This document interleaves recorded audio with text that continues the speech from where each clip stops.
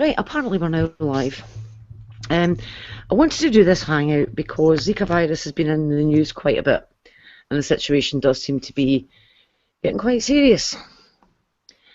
And one of the reasons that I've chosen now to do it is because I read a comment recently from a bishop in South America, in Brazil, who has said there's always been microcephaly, so he doesn't see the problem, ignoring the fact that on average Brazil would normally have about 300 cases a year. Currently it has over 3,000 cases in 4 months. Now, for anybody who doesn't know it, Zika virus is being linked to a specific birth defect, which is microcephaly. That's a failure of the brain and the skull to develop properly. Not all infections of pregnant women result in the birth of a baby with a smaller brain and skull. Many of them are resulting in miscarriages or birth defects which are not conducive to life. The babies are dying within hours of being born. So we're talking, severe birth defects here. Now, the other really horrible thing about this virus is that it's passed on by a mosquito, and it's a mosquito that is active in the daytime. So things like sleeping under mozzie nets won't make a blind bit of difference. Now, it was quite a rare virus until recently, when it seems to have managed to cross the Pacific and get to South America, and it's exploded. There's now a case in the US where they believe that the virus was transmitted by sexual contact and not a mosquito, which means that if that ends up being a common route of transmission, it's not going to be kept in its geographical locations because you're no longer dependent on the mosquito. So we're looking at, I think the WHO is already calling this a pandemic. We don't have a vaccine for the virus. So I just thought a discussion about the actual effects of the virus.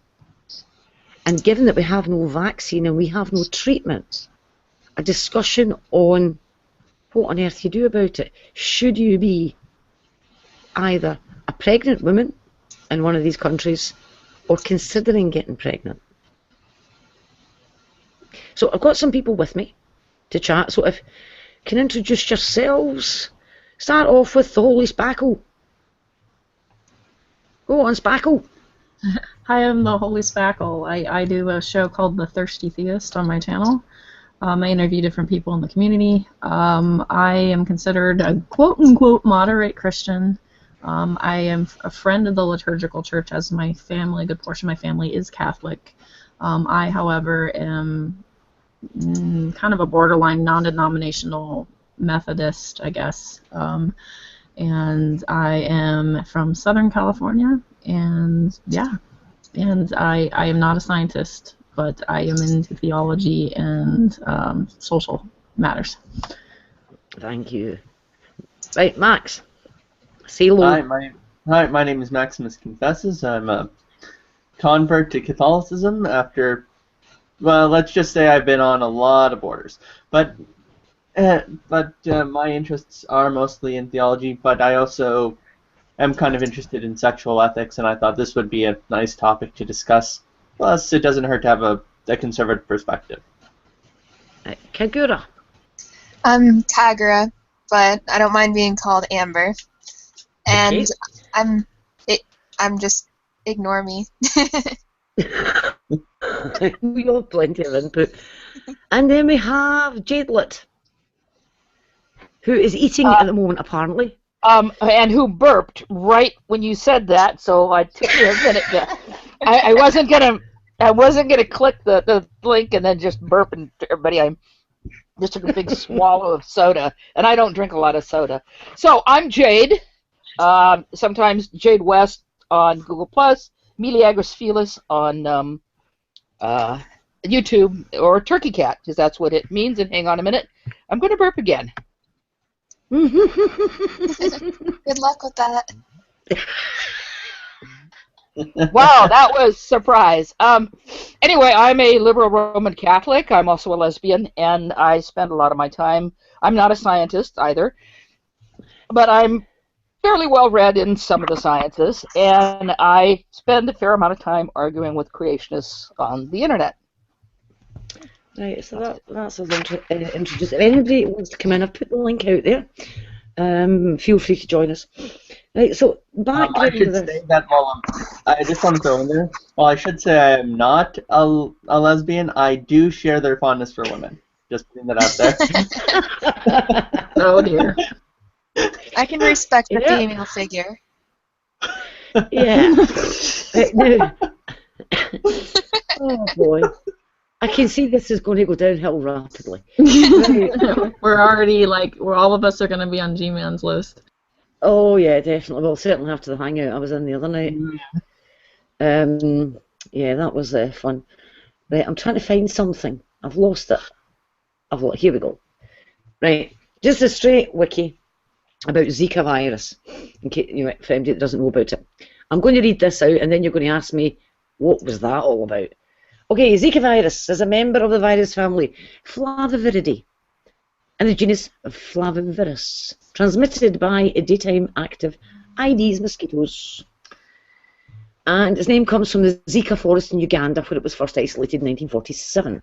It's closely related to dengue, yellow fever, Japanese encephalitis, and West Nile virus. The actual infection itself only causes mild symptoms. So it's like a really mild dengue. And it's basically not as bad as flu. I mean, yes, there can be complications, but it's a very mild illness that you get. However, some people are completely asymptomatic, so they don't know that they've been infected. And most people will clear the virus from the system. However, it seems that there is a correlation between the upsurge in Zika virus and the upsurge in microcephaly in South America. And only yesterday, there was a publication showing the presence of Zika virus in the brain of a fetus which was miscarried, in a woman who had contracted the infection. I think it was about 14th, 15th week of pregnancy. And she was now better. And she'd recovered. But the fetus still had virus in its brain tissue. And apparently it can also be found in the placenta. The virus is causing placental malformations. And that can obviously result in the premature ending of a pregnancy if the placenta isn't able to function. And it's also affecting the brain development of the baby. Now, I think the difficulty is going to come with this really nondescript, mild flu-like illness. If you're in an area where this virus is bumbling around and you're a pregnant woman, given that there's no vaccine, given that it's a daytime mosquito, so the best you can do is put on a mosquito repellent, what do you do if you get a mild flu-like illness and you're pregnant? At the moment, they don't actually have a test to see if you've got Zika virus. So if you're a pregnant woman in one of these countries and you get a mild flu-like illness, what do you do? And I think that's a question that none of us have an answer to. The possibilities are you continue as if nothing has happened. You try and get a diagnosis and then make a decision. Or you just make the decision anyway and you decide to terminate the pregnancy. But where is that going to leave the ethics and morality in this?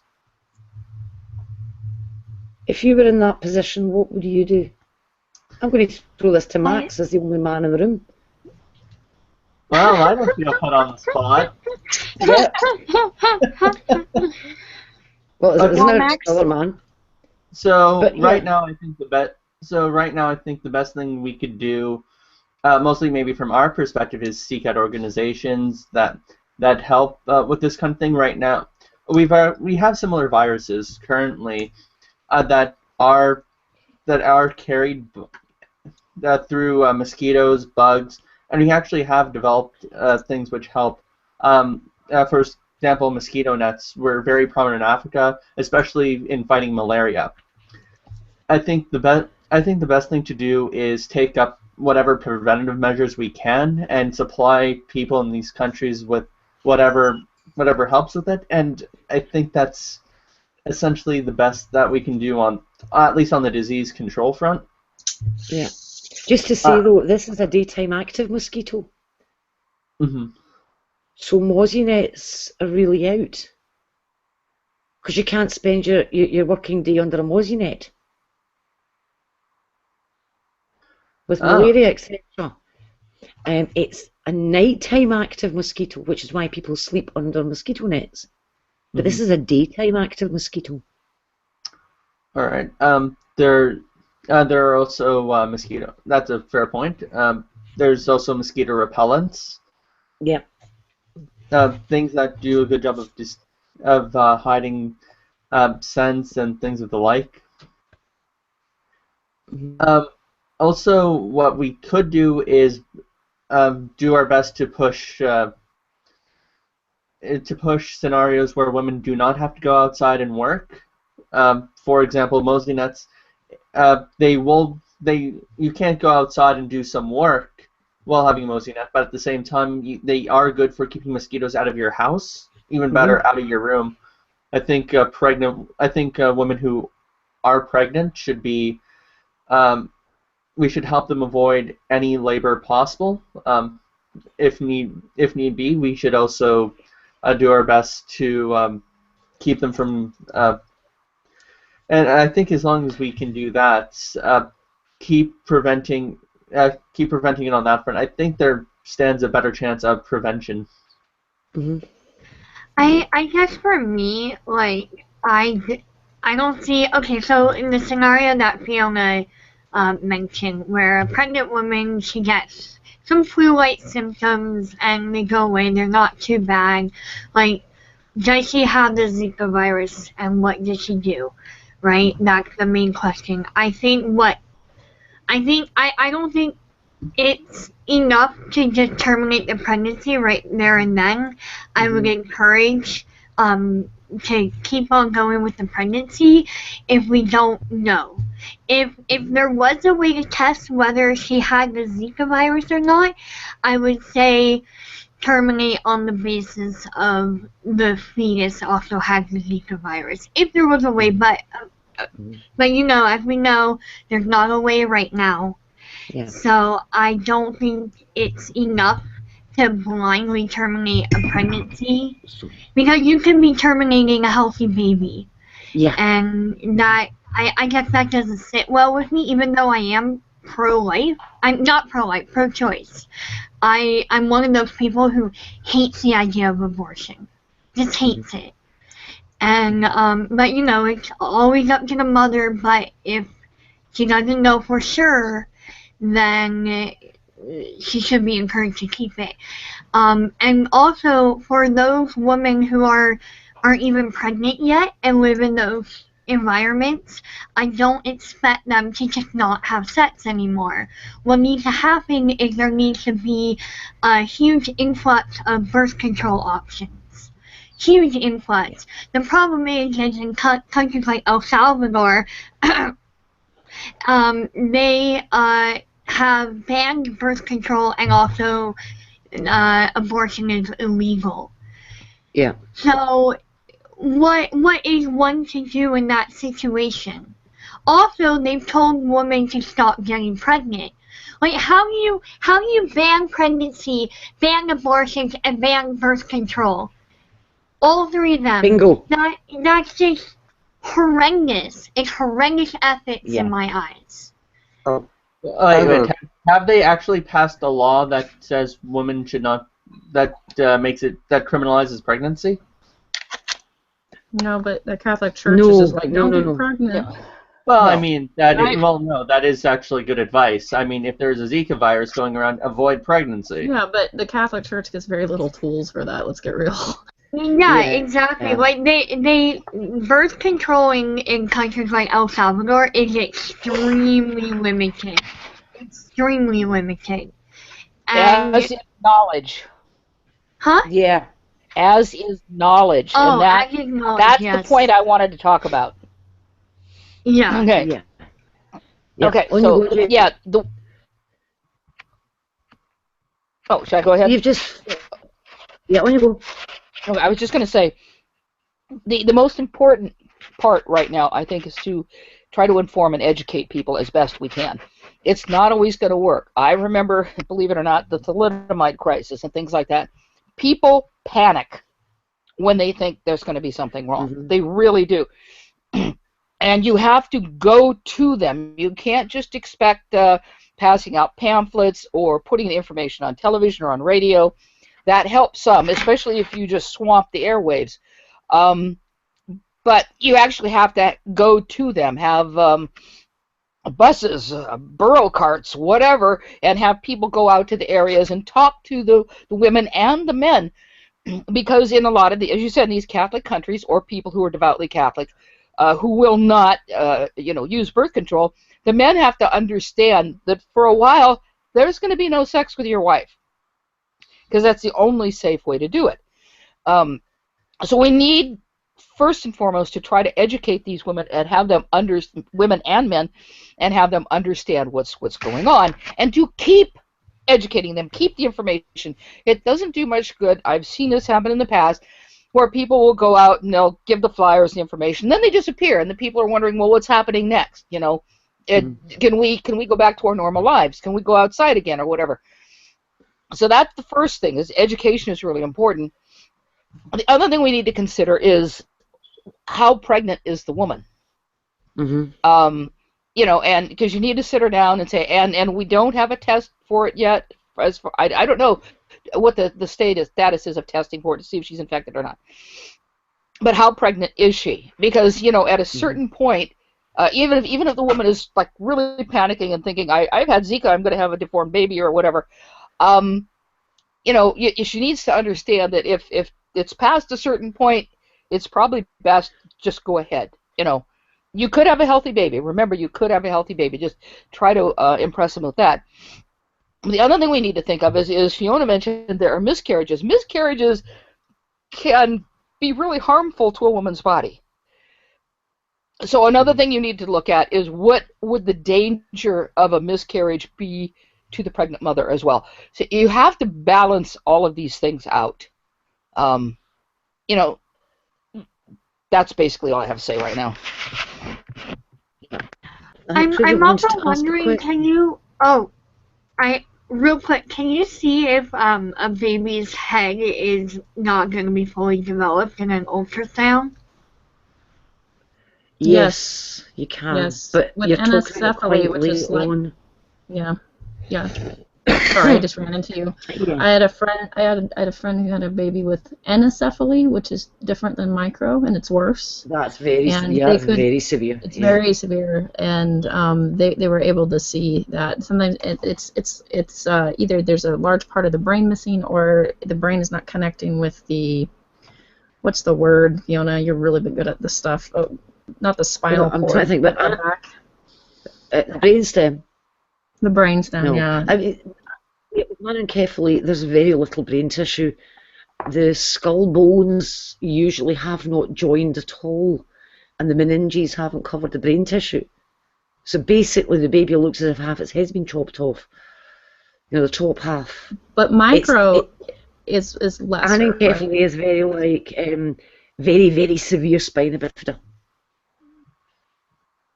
where the lesion isn't just at the base of the spine, it's actually right up, the whole spine is open, and the Yeah. skull bones are open. Microcephaly is, it's all sealed, but the brain is smaller and the skull is smaller. Right, and now looking at just the CDC, for instance, they said the problems with it would be seizures, developmental delay, including sitting, standing, walking, intellectual disability, decreased ability to learn, function in daily life functions. So simple things would be a problem. Problems with movement, balance, feeding problems, difficulty swallowing, hearing loss, and vision problems, sometimes to the point of blindness. So, yeah. So we're talking about a broad spectrum of effects, depending on the severity of it. I think the President wanted to ask a question. Oh, yeah. Is there any because I know there is some concern about the Zika virus and its presence in Rio right now, where I know they're going to have the Rio Olympics there come summertime. Is there any worry that the people who are going to be attending that event as spectators might bring back the disease to their home countries inadvertently? Yes, there's a lot of worry. Some areas are actually talking about they're trying to make the case that the Olympics should be moved. Out of curiosity, is there any way to vaccinate for this virus? Nope, that's the problem. There is no treatment, no vaccine. I thought it was only carried by mosquitoes. Like, not carried, but like transmitted by mosquitoes. They have So one. They have one case now of sexual transmission. Oh. Yeah. Okay, I didn't know about that. That's scary. Yeah, I mean, it's one case, but that one case is enough to set off all of the alarms, because previously you could have considered that the virus will be restricted to the areas in which that particular mosquito lives. But with another mode of transmission, then you can't say that anymore. And we could end up as almost a situation like rubella. But at least with rubella, we had a vaccine. What is what is it about the Zika virus that makes it difficult to develop a vaccine? You just burped into your mic there, Jade. I think one of the things is because that prior to reaching South America, I mean, it was discovered in 1947, but it's been quite a rare virus. And it's only been really found in little islands and things like that. It's not affected what we would call modern civilization, for want of a better term. So it's one of those things that there was no money in developing a vaccine for it. Now it's hit South America, and suddenly there is a very pressing need for a vaccine. What are the chances of one being developed soon, like within the next 5 years? Well, if you actually... On you go. Some scientists in India have claimed that they have not one but 2 vaccines for the Zika virus. Really? Yes. And I had to look it up because I knew I saw it in my science feed. But, of course, it has to be tested and everything yet. Yeah, it's a lab in, what is it, Hyderabad, or however that's pronounced. Yes. But, yeah, but even now, it even says, right here, it says, Dr. Marie Pauli-Kine, Assistant Director General for Health Systems and Innovation for the World Health Organization, said Friday that while several companies are working on vaccines to fight Zika, those vaccines are at least 18 months away from large-scale trials. And that's just from trials. Now, if the Indian viruses pan out, that could be a shorter time period. But this is pretty scary, and there's evidence that it is moving into the United States, slowly but moving. Yeah. And I don't know much about this mosquito. I'm going to look up the mosquito, because I'd put a question up before, is how effective are long-sleeve shirts against it? Not special clothing, just long-sleeve shirts. Some mosquitoes have such short snouts that, certain fabrics are, they can't make it through. And others have, and others can. And also, it can depend on the fabric, if it's a lightweight fabric or heavyweight fabric. And that's something I don't know about. I don't know anything about this particular mosquito and whether it can bite through Right. fabric. Yeah. And one other thing is, I was just going to mention that I go back to a time when, when I went to Mass, a lot of women would still wear veils over their faces. Mhm. But these were the kind of veils that were mesh, not the right, you could see through.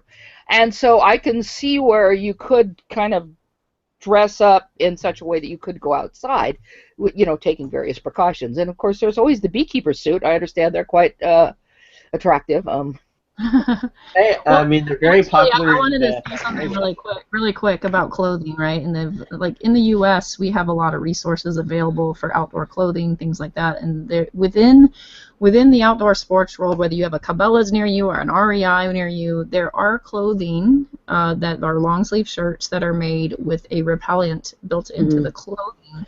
And that is actually very handy. Now, if you're in a third world country, I doubt you're going to have this access. But if you're in America, especially if there's a breakout, especially I think in the South where mosquitoes are really heavy, we have mosquitoes too, but not like that. These things are insane.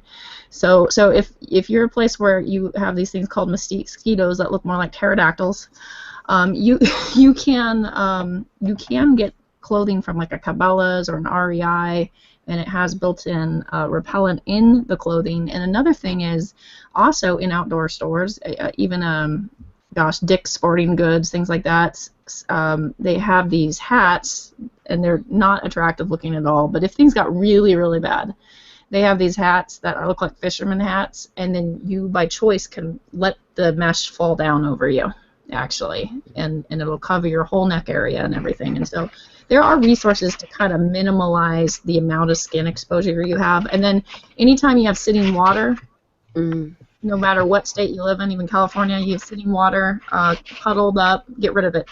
If you have a stagnant pool that's just collecting junk in it, it needs to either be drained or you need to clean it, and don't breed mosquitoes intentionally. Now, you're screwed in other areas with bogs and stuff like that. You're screwed. Here's a horrible It's little against fact. the law in California. Here's a little fact about this one.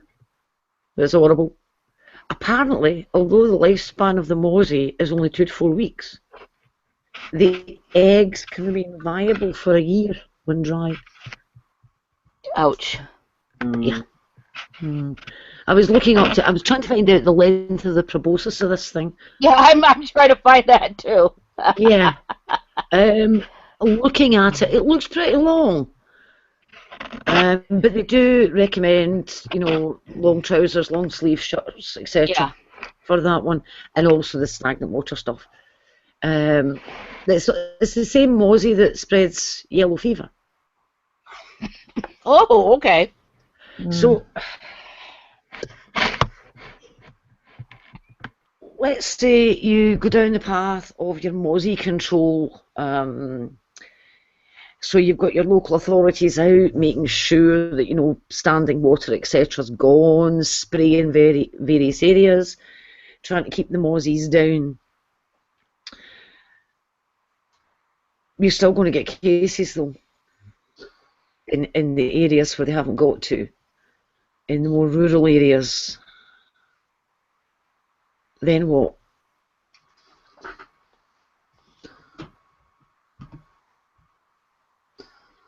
I take it the silence that no one has an answer. Oh, you just went robot on me. Say that again? Yeah. In circumstances where you look at rural areas that the authorities may not have got to, then what? Remember, we're talking about at the moment. We're talking You're about probably South going America. to get a epidemic, right? Hopefully not a pandemic. You're going to get people sick if the authorities don't get to an area where there's preventative care, right? And this virus is spread, people will get sick. That's what happens, right? Yeah. There comes a point in circumstances where there's no way out. You're just screwed. Yeah. I think, to be honest, I mean, that is the problem. If you look at malaria, for example, just because it's another mosquito-borne disease, different mosquito, but 70 million is it 70 million deaths a year or 70 million cases a year of malaria? And that's to do with the distribution of the mosquito, etc. But if it gets to that stage, because remember that's just talking about the cases of the infection, then imagine how many cases of microcephaly you might end up with. Right. Another factor I would say for the Roman Catholic Church to factor in that when they're saying no birth control in these situations, I think one thing that they might want to factor in is, let's say you're in a highly Catholic rural area that has been affected by the virus, and people are having kids affected with this particular birth defect, right? There are incidences, and I'm just kind of scrolling through, in India where this has already happened. These kids get abandoned. These kids get left on the road. So now there's just human suffering everywhere. Now I am not advocating for abortion at all. Actually, I take a different stance than Jay does. I actually think abortion is a last stand situation. And the only reason why I'm not for outlawing it is because I don't want to see desperate women die, you know. But I think that for me, I'm pro preventing as much harm as possible. So I believe, abstinence, okay, but let's get real. Most people don't abstain from sex. So condoms would be helpful, and perhaps the pill would be helpful. I'm into preventing, sort of a mass scale situation. Now, once already pregnant, that's a whole other thing. Now we're getting into other ethics. Just wanted to say I spent years abstinent. It wasn't that difficult, although some of those years it wasn't for lack of trying. I'll just say that. I'd also like to say another thing, because I forgot when I was talking about education. Another form of education is to educate people about what children with microcephaly are like. You did mention all the really bad things that could happen, but I volunteered with Special Olympics for many years, and even before that, when I was in high school, I did volunteer work at the local state mental hospital, which is, back in those days, they just basically warehoused people who were developmentally disabled. We were supposed to be teaching them CCD, which is Catholic Confraternity Doctrine, but we mostly just entertained them. Children with microcephaly, adults with microcephaly, can have very happy lives. Mm-hmm. So it's yes, it's tragic, for a parent to have a child with microcephaly, but these children can have very happy lives. And in my experience, most families who've had a child with developmental disabilities have found that child to be a blessing in their family. And I know someone who's a friend from high school who has 2 children with different developmental disabilities, but she adores them both, and would not have had them. So that aspect needs to be educated about too. Just because the child is potentially disabled doesn't mean that it can't have a healthy life. Doesn't mean that it can't be a joy to you. And we need to support what the Holy Spackle said, what Deidre said, is incredibly important. We need to be able to support the families who've decided to have children, and those children have microcephaly. We need to be able to make sure they have everything they need to help take care of their children. And if they can't, if they're living in some shack out in the middle of nowhere and they just simply can't, maybe they've got 6 other kids and it's too much, then we need to, if you're on Facebook or anything like that, you constantly see people tell these, very sad stories, very real stories about some poor puppy or kitty who was injured or abandoned. And people come forward and go, "Oh, I'll take it, how wonderful." Why can't we do this with kids? It just drives me crazy every time some, and yeah, I'm all for it. If some injured animal, I think it's great that people are taking it in, taking care of it. but we don't. You just don't see that output of, help for children with disabilities, for Right. children who are in foster care. So if we could just, say, look, these kids, here's a kid with microcephaly. He's playing basketball. Here's a kid with microcephaly. He's in a wheelchair. He's nonverbal, but look at him laugh. If we could encourage people not only to keep their children, and we can support them in keeping their children, but also encourage people to be willing to foster adopt these children, or at least take Right. them into foster care and learn about them. For those of us that are pro-life, I always think, why aren't we considering adoption more seriously, right? Yeah. And another thing is, I kind of wanted to tack on to that comment of yours, just to add on to it. In pro-choice culture here in California, I've had more than 10 people tell me they would abort, just straight up, no questions asked, abort a kid or a baby in the womb if they knew that baby was going to have Down syndrome. Mm. And I have worked with kids with Down syndrome, and they're beautiful people. And I just can't imagine just straight up going, yeah. Like, is it every time someone's quote unquote a little bit weaker, a little bit broken? Are we going to scream that fetus deserves to be aborted because they're just imperfect? Like when is this? It scares me because I go, well, when does this standard stop? When abortion's about convenience or abortion's about less than perfect, that bothers me. Now, if it's a baby without skin on, a baby without a brain, things like that, I think that's a little more arguable. Baby versus mother's life, but when life is a little more inconvenient, it really scares me that we're willing to abort so quickly, some of us at least. And as someone who's adopted, I've often said that I'm completely pro-choice, and I've worked in the women's movement in the 1970s, and I remember the days when abortion was illegal, and I remember what happened to women in those days, which is one of the reasons that I'm pretty fiercely pro-choice, because I know what it was like before, and it was horrific. I would like to see us all, on all sides, work to make it so that abortion isn't necessary, that people don't think it's necessary.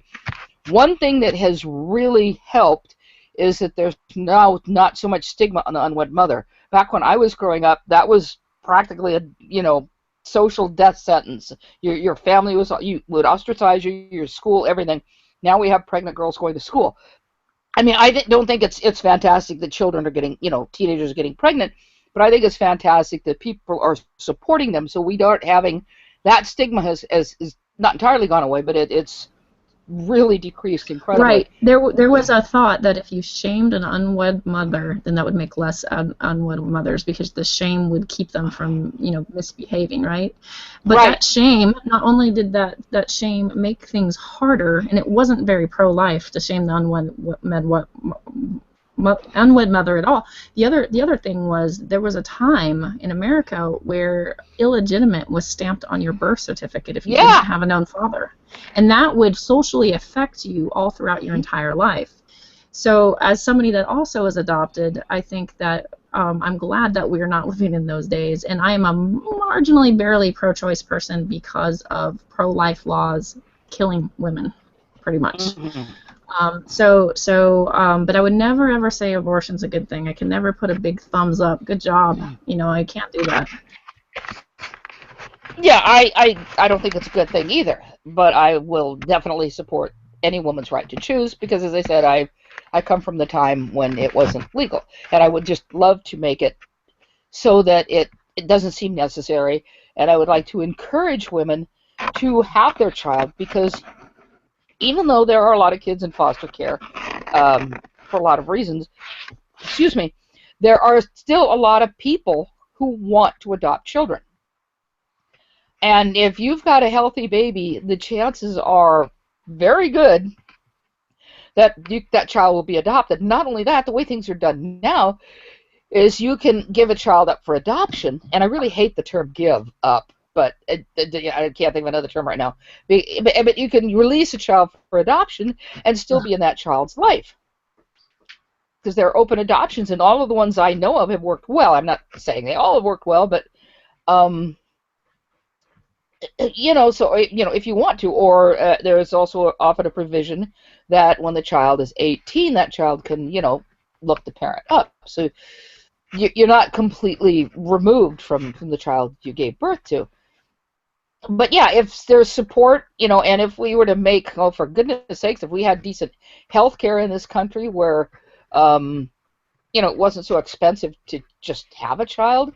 But then again, if people are going to give their child up for adoption, a lot of times the adoption agency will help, defray all the costs of birth. And if there are parents who are going to adopt it, they were often more than willing to pay all those costs, as well as, pay for your, all your doctor's appointments and any, vitamins you need and things like that. So this removes a lot of the problems with, having a child. So that's what I think. I would encourage people to have a child and, release it for adoption if you are not capable of caring for it. And with the Zika virus, yeah, it brings up a lot of scary stuff. And there are going to be people who are going to panic. And they're just going to want an abortion because they're freaking out. And I know a lot of us think, well, if you could just educate people, it wouldn't happen. Well, I have 2 words for you: flat Earth. Well, here's something to consider, Jade. This is something that you need to consider. Previously, Brazil would have about 300 cases of microcephaly a year. They've had 3,000 in the last 4 months. Jeez. Yeah. Where are the adoptive parents going to come from? Yeah, I don't know. Then, and where's the money going to come to support them? I don't know. I have something to add with that though too, right? So like, there's no pandemic here right now or anything like that, right? But here's the thing. Currently in the U.S. foster care system, there's about 100,000 children, from what I remember, right? And it's held steady like that. It doesn't diminish a whole lot. It holds steady because we have this sort of biological concern, or people are too afraid to pick up a kid that might be broken in the head, or you don't know where they came from or anything like that. People are just too fearful of adoption, and there's obstacles to. It's easier, frankly, it's easier to make your own kid. Yeah, I said that. Make your own kid. It's easier to make your own kid than to adopt. Scott, my husband and I have some financial obstacles, and we could have our own kid, get some state support if we wanted to, if things are that bad, which I try to avoid like the plague, and I'd much rather find other ways. But if it was a matter of my kid getting fed, yeah, absolutely. And we would be able to get all those resources really easy. But can we adopt as poor people? Like we weren't always poor. We used to be middle class, but we're a little bit strapped right now. Can we adopt? No. Yes, you can. Really? Yes. Well, we'll talk later. Yeah.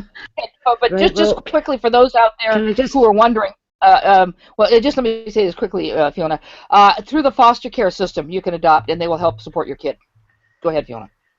Oh, right. Yeah, that's true. What I was going to say is that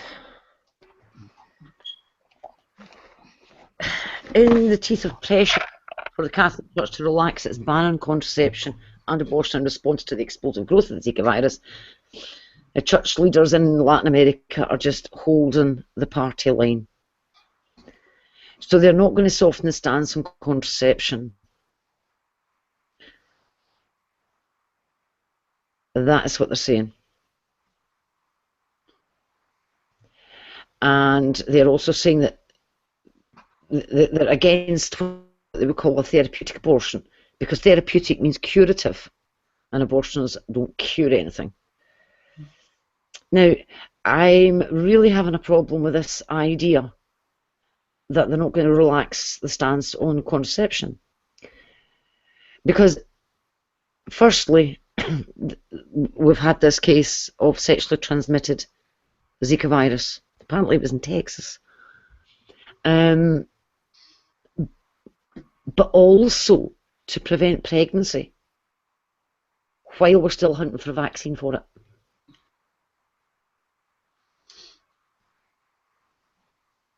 You see, I have a problem with not taking steps to prevent pregnancies occurring where this problem may be. If you can prevent the problem rather than trying to work out how to deal with it once it's arisen, that's where I'm struggling. Because we're not just talking about a sexually transmitted disease that is going to affect the participants in the sex. We're talking about a sexually transmitted disease that may affect any pregnancy that results. So surely, and then on top of that, once the female is pregnant, she can still contract it from the mosquito. So maybe what I'm saying is, would it be better to avoid getting pregnant? And the best way to avoid getting pregnant is contraception. And I would have thought that the Catholic Church would take that into consideration, and they haven't. They're going to hold the line on this one and say no to contraception. And I have a problem with that. Well, so do I. Does anybody else have a real problem if the Roman Catholic Church is still saying... I have a real problem with it. But my thing is with that is what I don't understand about the Catholic Church is I understand they're all about teleos, natural law, purpose. Okay, I get it. The purpose of sex is to procreate according to the Catholic Church, right? So if you don't want to procreate, don't have sex. I know. I argue about bonding and love and all sorts of other things, but you know, whatever. I know. But so let's just take their stance. Okay, purpose is to procreate. Okay. Well, why then is it a sin to wear a condom? I get why they're anti the pill, because they think the pill will cause the egg not to embed in the uterus. But why a barrier? Why is that wrong? Because it frustrates the pill actually stops the egg being produced. Well, hang on, let Max. Because it frustrates the reproductive organ. That's why. So, by the way, they are called. By the way, this is called a reproductive system, not necessarily a bonding system or anything of the like. While there are byproducts and things like loving one another, building a bond, that sort of thing, the whole end of the reproductive system is to result in a child. I mean, this is. And the Catholic Church isn't opposed to all acts of contraception, or birth control, I should say. For it does allow the rhythm method, for example, as just being one instance where because you aren't actively frustrating the organ or preventing anything, you're actually working with the constraints of the system itself. That's why it's not viewed with moral suspicion. Whereas artificial birth controls were filled with suspicion since Vatican II. There was actually a discussion in Vatican II of whether or not artificial birth controls were counted in, similar to the rhythm method, or was it more similar to something that was just out and out against the natural process of reproduction to begin with. That's where the distinction is. And while the Vatican were sitting having all these conversations about it, they had some of their own money invested in firms that made contraceptives and were making a packet from it. Yep. And my opinion is their arguments that whole thing. Well, the rhythm method's okay, but the others aren't. It's silly. And the argument of the teleos of the body is absurd and is not backed up by biology or psychology, and it basically reduces us to the level of animals, and apparently reduces us to below chimps, because chimps sex in other animals has a very, very large bonding element, a social element to it. I'm sorry, you just can't reduce me to my biology. It doesn't work. Well, we are animals.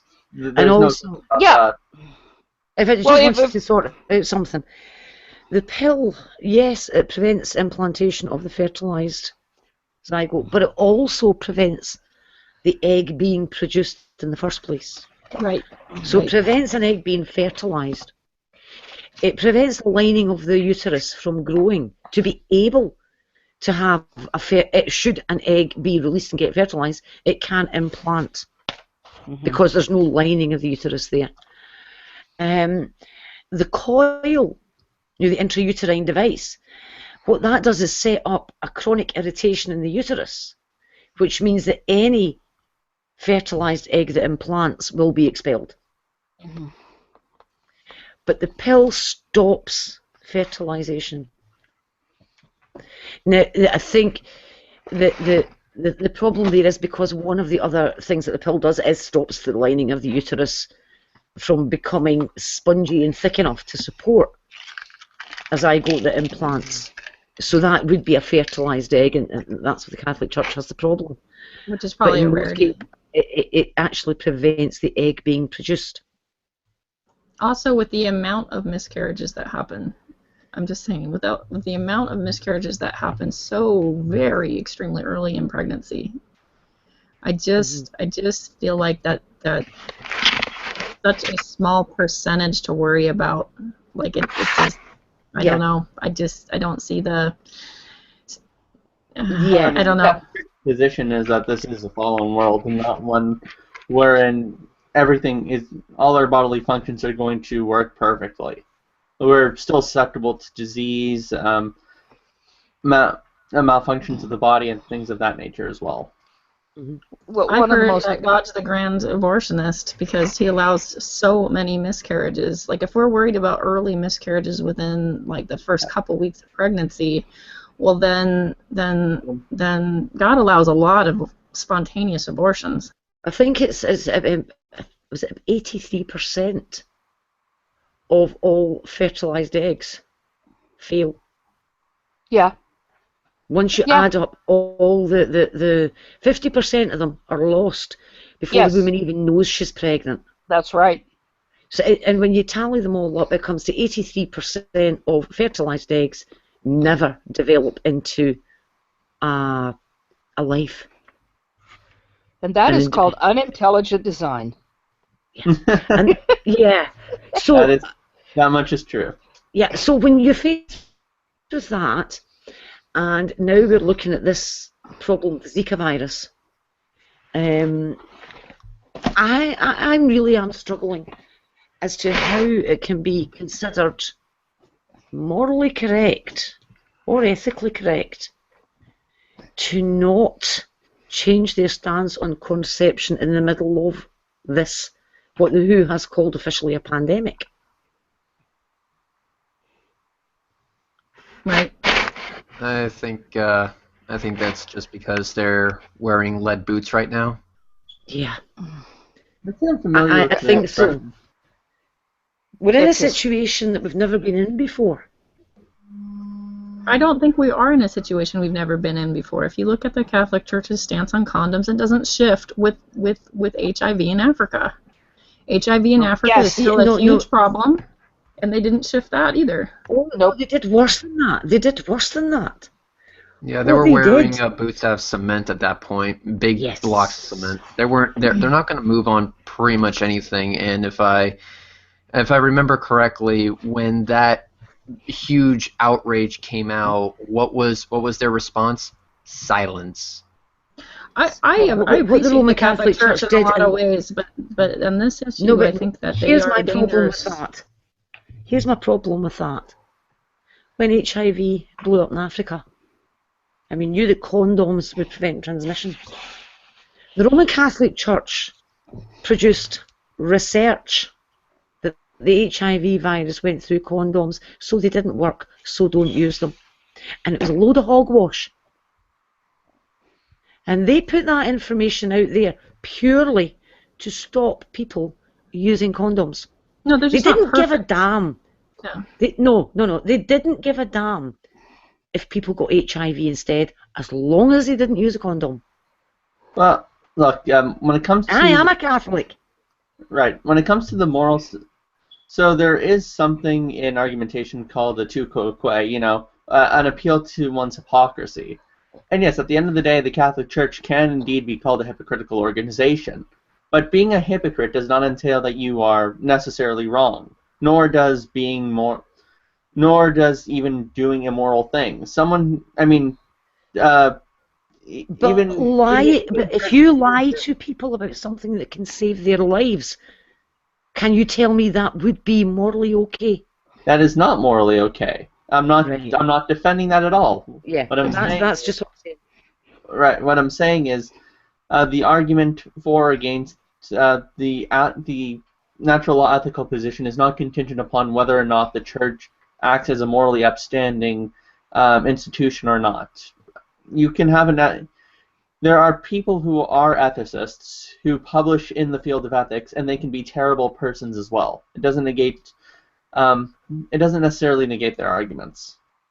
Yeah, well, the problem was their argument was that HIV passes through the latex, which was a lie. It doesn't. Yeah, it wasn't. Okay, right. That's the problem I have, Max. The thing that actually negates the argument is not really fallacious if it's just dead wrong. It's like me saying, I'm a terrible human being, but if you feed this kid, he's not going to be hungry. Yeah.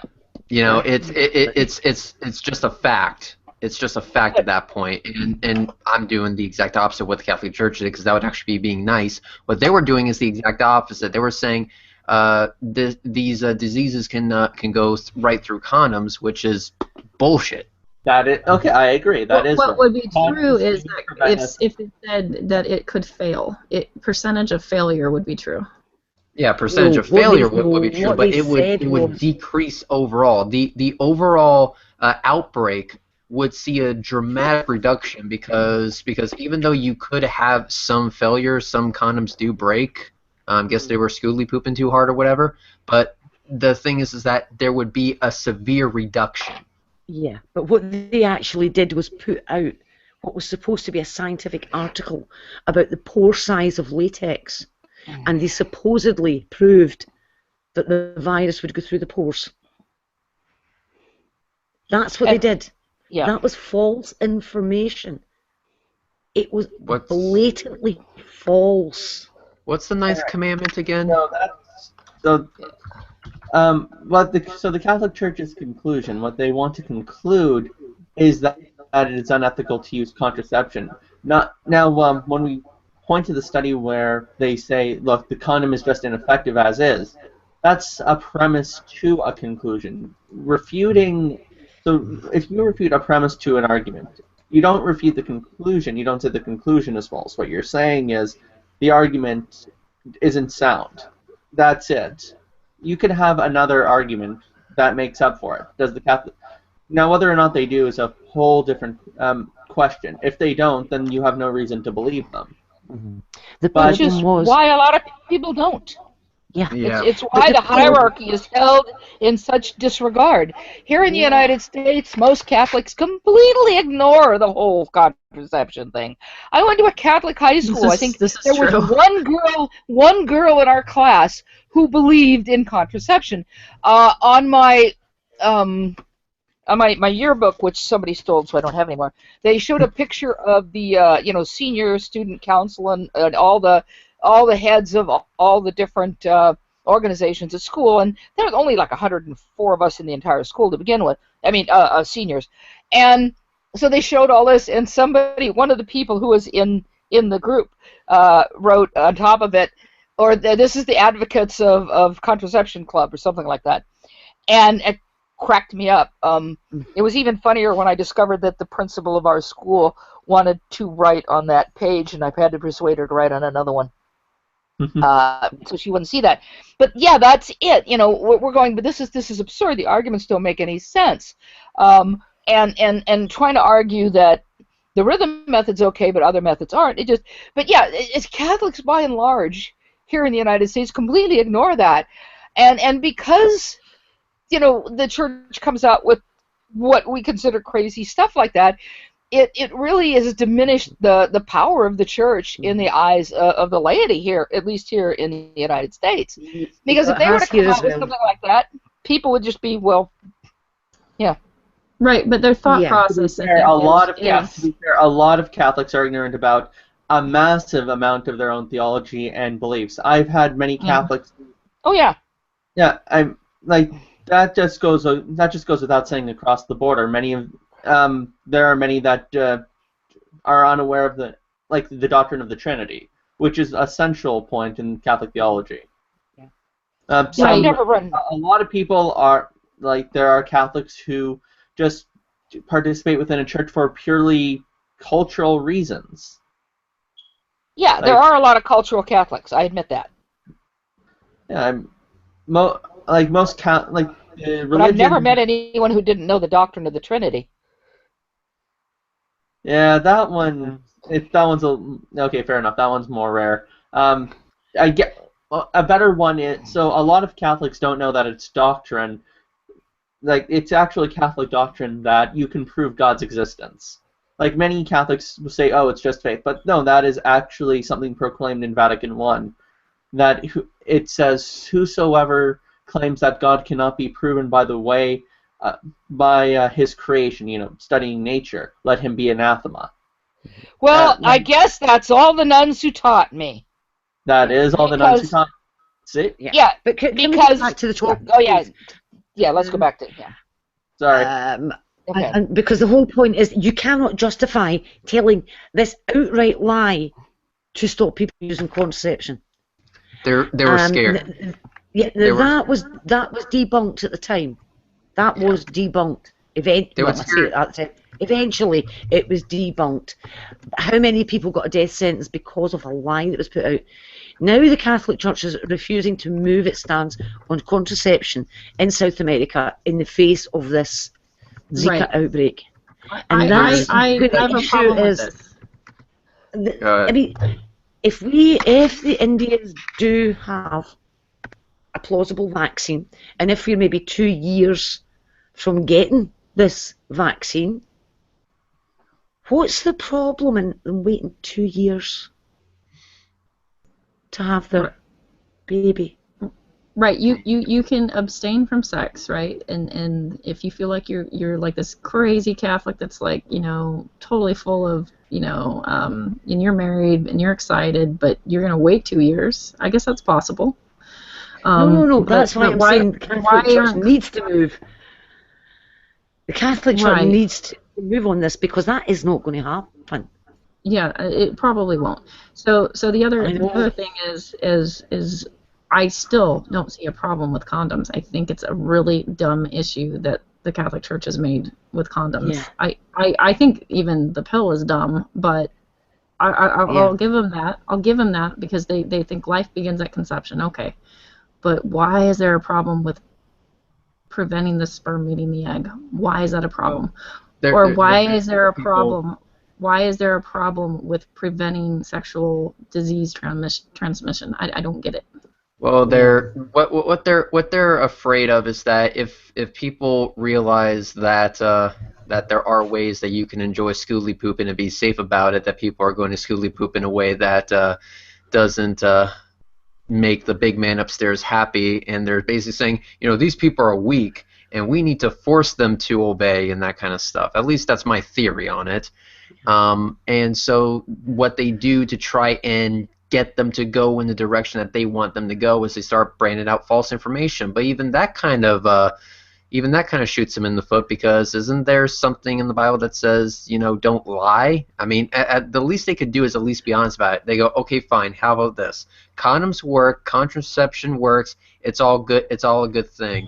However, God doesn't like it, so go ahead and do it if you want, but just letting you know, if you do this, you'll totally burn in hell.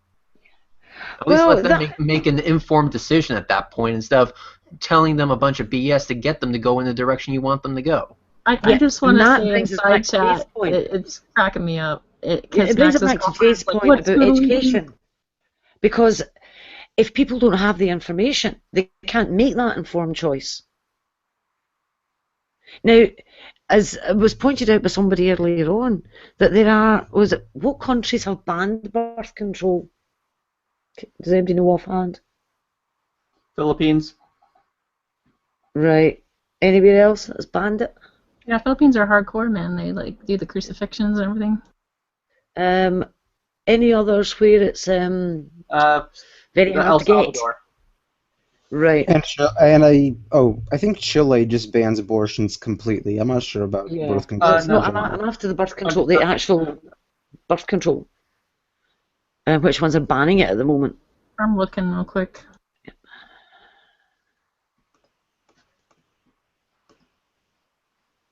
Because I do think that in the face of this outbreak, and given there's a tenfold increase in cases of microcephaly in 1/3 of the time, that when you work it out, that is a 30-fold increase. All right, bans on birth control. Uganda, ban on birth control. That was the one with the homosexual law too. Remember? Uganda, Iran, ban on birth control. Yeah. That place pissed off a lot of people. El Salvador, ban on birth control. Philippines, ban on birth control. Yeah. So all these countries are going to. I mean, they are basically removing a choice. Yes. From you. A really good choice at that, because let's face it, we're animals, and animals kind of want to have fun every now and then. Yeah. But there are there's sometimes where you just can't help yourself. But and not only that, the Zika virus isn't going to get there. That says we have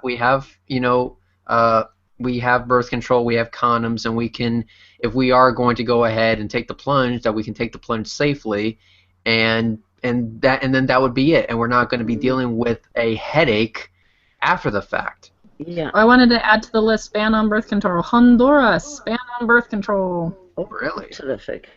Nice. But see, the problem I'm having with this is that we're in a bit of an unprecedented situation here, in that we've identified a new virus. I say new, 1947, but we've identified very recently a link between the virus and a devastating birth defect. I mean, it can be absolutely devastating. We haven't known of the link long enough to actually know the full repercussions of infection during pregnancy. We know that babies have been born with microcephaly. We're also getting data coming in now that they're actually looking for the virus. We're now finding it in the brain tissue and in the placenta of miscarried fetuses. We don't have a clear picture of just how severe the infection can be. And it may be that the severity is going to be dependent on whereabouts in the pregnancy the mother is when she becomes infected. Now, it's easier to prevent the pregnancy than it is to prevent the infection at the moment, as far as I can tell, given that it's a daytime mosquito and all the rest of it. And I think you have a better chance of avoiding a baby with microcephaly if you prevent the pregnancy. And yet, we still have difficulty in getting contraception for people. And we still have the Catholic Church maintaining this hardline stance in the face of this outbreak. We have married couples. They don't want to abstain, and there is nothing immoral about what they do, and they're not allowed to use birth control to ensure that they don't have a microcephalic child.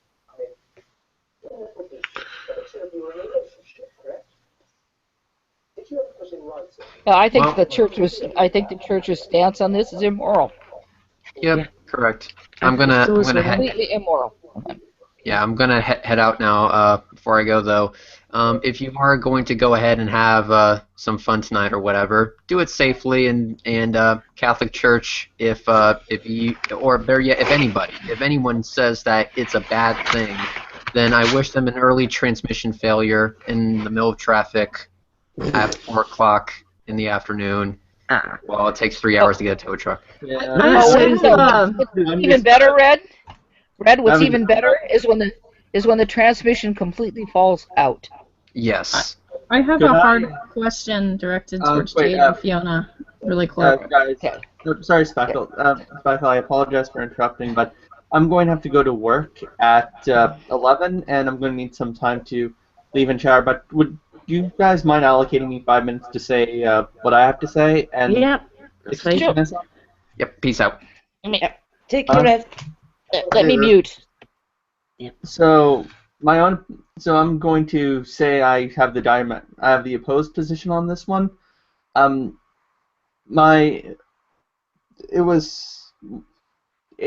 me, it's very akin to the best analogy I can come up with comes from Archbishop Fulton Sheen, and this is a matter that I would agree with him on. To purposely restrict one's ability to procreate, to produce children in the act of sex is, as I see it, analogous to purposely blindfolding one's own eyes in the activity of seeing, and making your way around, frustrating the ends of your organs as they are as they are directed. Does limit their intended function, their end. Not only that, but it also kind of reduces the act of bringing new life into the world, something which I think we should all cherish because that's how we all got here. And such a thing does reduce sex to its more emotional components. Frankly, I think I support the Catholic Church's stance on this, not necessarily the Church's behavior nor the Church's application, but just the theoretical stance on it, because to me it makes a lot of common sense as I see ethics. Life is meant to live. Your sexual organs are geared to the end of reproduction. Your eyes are geared towards the end of seeing. That sort of thing. If to actively frustrate these ends seems to be antithetical to how I understand the body, and to which I understand how we're supposed to seek the virtues and activities that we do cherish. So that's my position on the whole thing. I'm going to excuse myself. I'm pretty sure I'm going to catch the rest of the live hangout to see how you've taken the arguments, but I thank you guys for giving me a soapbox to stand on. I can appreciate that much. Have a good night, guys. Have a good night. Okay. Good night, Max. Okay. Bye, Gary. Hey, James. Catholic of fire! No, I'm just kidding. Right. So I want to say a couple of things. First of all, I think this is a very complex issue, and I don't think it's got a one-side say, because I know exactly what you're talking about. This whole thing is it Central America, or is it just South America, or is it both? I know it's like Brazil and places like that. I've got it. That's a question. I think it's moving into Central America. Yeah, and it's knocking at the door of the United States. Now, forgive me if I'm wrong, and please correct me, but wasn't there a case recently where somebody got it while they're over there and it was transmitted to them via sexual act? I think it was like someone either from my area or someone from Britain anyway, whose partner was over there and they got it via sexual whatever. Yeah, there is one confirmed transmission via sex. Yeah. So, here's my deal, because from what I've heard about it, it can cause brain damage and all sorts in fetuses.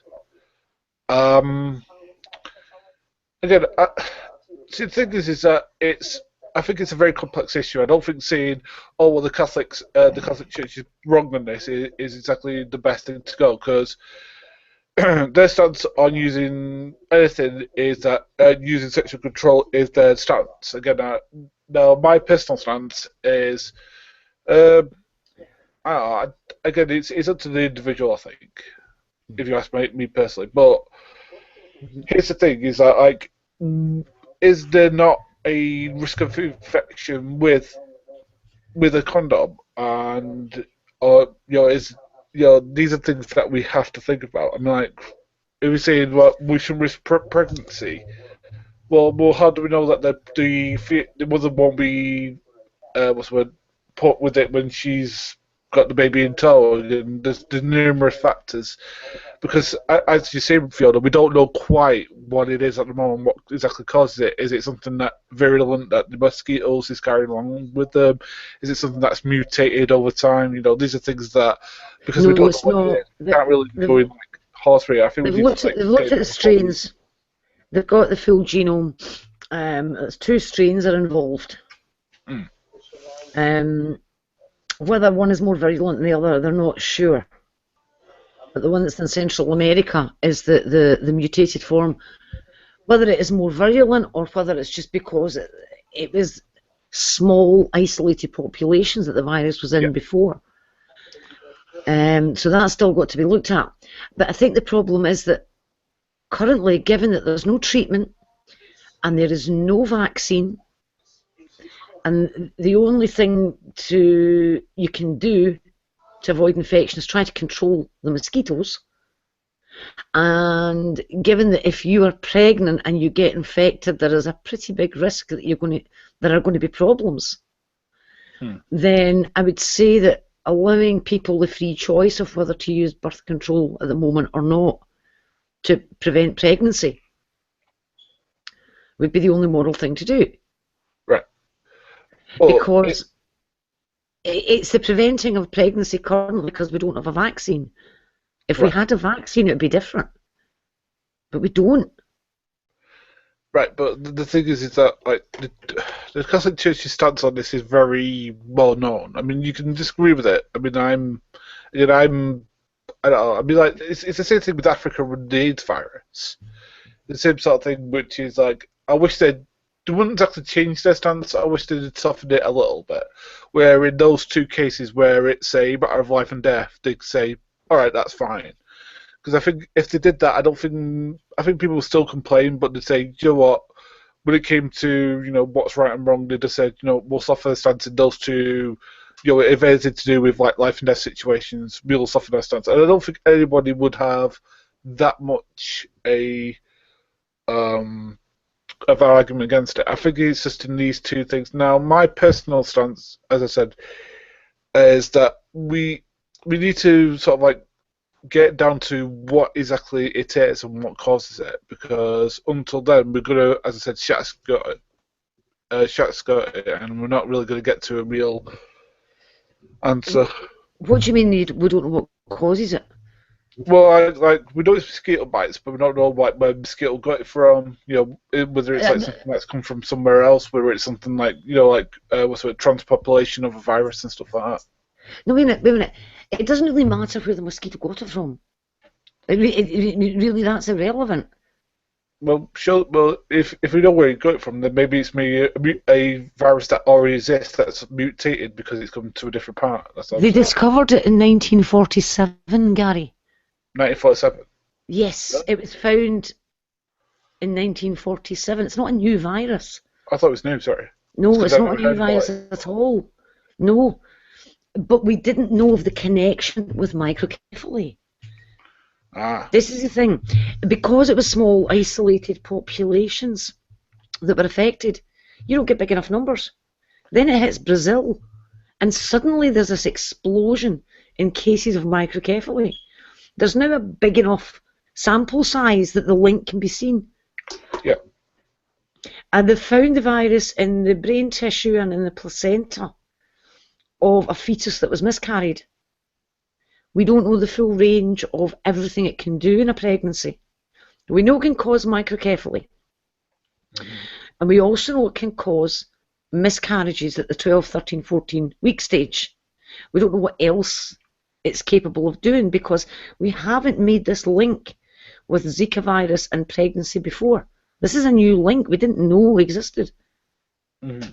We knew the virus was there. So, and until there's a vaccine, how do you control this?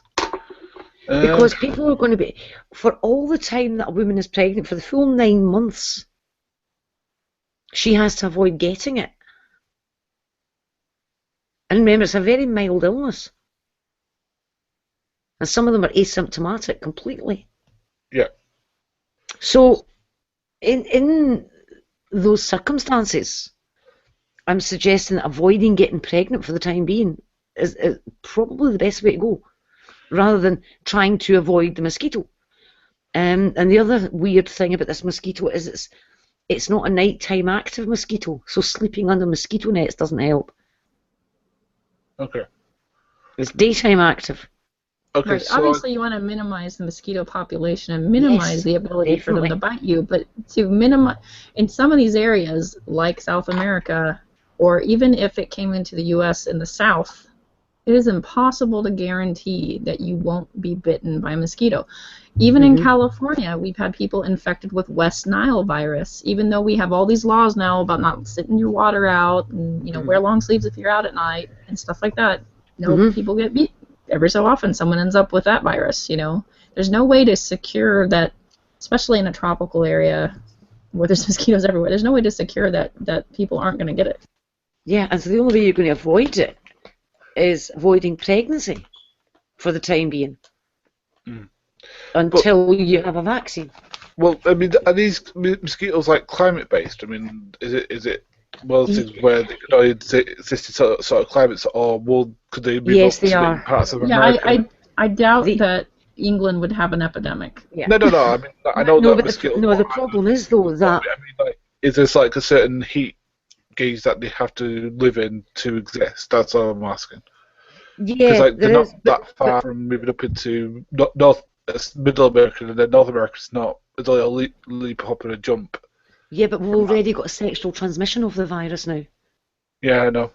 There's So plenty you of don't even mosquitoes in need the North mosquito America. now. You see, that's the thing. If it's going to be transmitted sexually, then you don't even need the mosquito. That means it can spread outside the range of the mosquito, which is a bit of a difficulty. But at the moment, when it's being so concentrated in the area where the mosquito is, I think if you're in that area, I think pregnancy is your pregnancy would be a bit risky, to say the least. Yeah. Because, as I said earlier, before you were in here, Gary, Brazil used to have about 300 odd cases a year of microcephaly. And then in the last 4 months, they've had over 3,000 cases. Oh, Lord. Right? So, 4 months, 3,000. 1 year, 300. That's what a big jump it is. And that's of the ones that have been born. I mean, there's still pregnant women there. We've only just made the link in the last couple of months. Okay. So now that we've made this link,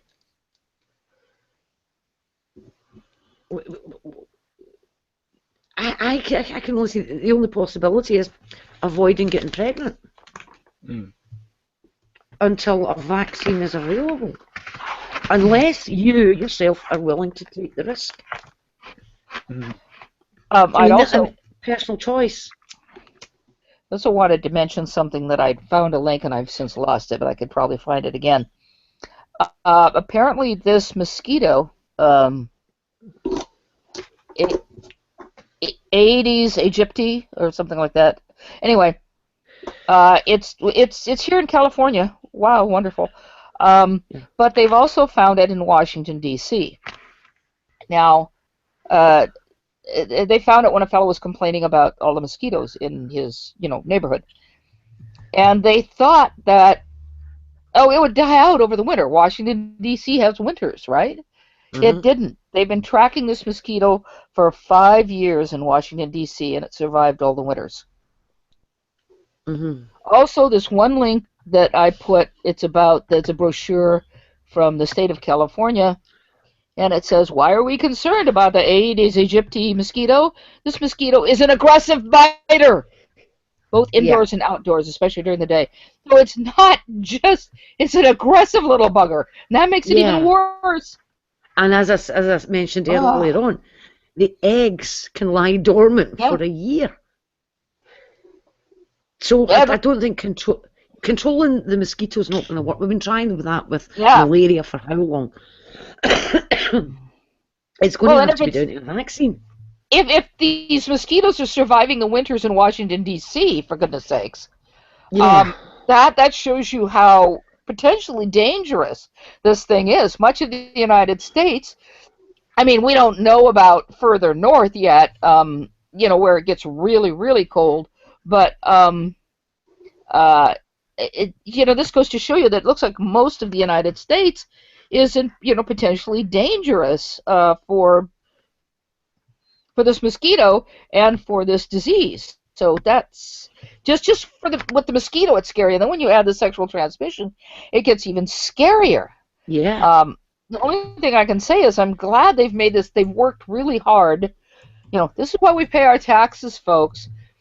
They've worked really hard to try to figure this out. The CDC has been working in there, the World Health Organizations, and some of our money goes to that too. And they've worked really hard to make this connection. And I've been following this. There's a guy on Facebook. I really love him. He's called the Mad Virologist, and he covers all this stuff that goes on. And I frequently put links to his stuff. And he's the first one that I saw. And if you're interested in anything to deal with virology, subscribe to the Mad Virologist. But he's been following all this and talking about it. And there are already conspiracy theories about it. And he did a post debunking the conspiracy theories. For one thing, their timeline is off for certain things. Apparently, there were some experiments done in Brazil, and people are going, "Oh, these are connected." And he points out that no, sorry, time is wrong, amongst other things. But this is going to happen, and there's just nothing we can do really about people who fall for conspiracy theories and the flat Earth. And no matter how much we educate people about certain things, they're still just not going to get it. But sorry. Okay. I was just going to say, I mean, is this really a difficult thing to do, though? Telling people that you shouldn't really have kids? Because no, that's not what I'm saying, Gary. No, that's not what I'm saying. I'm not saying you tell people they can't have kids. What I'm saying is that the Catholic Church shouldn't be saying to people, no, you can't use contraception if you want to, in the face of this pandemic. That's the difference. It's a personal choice. That's what I'm saying. If you choose to take that risk, that's fine. I don't have a problem with that. But what I'm saying is to put people in a position where they cannot take the precautions.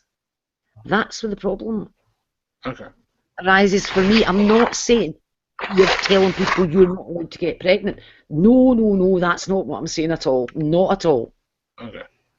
So maybe I got there have even been some people within the Catholic Church, I don't think they're in the upper hierarchy, who have complained about the scientists and the others telling people it's best not to get pregnant now. They're objecting to that.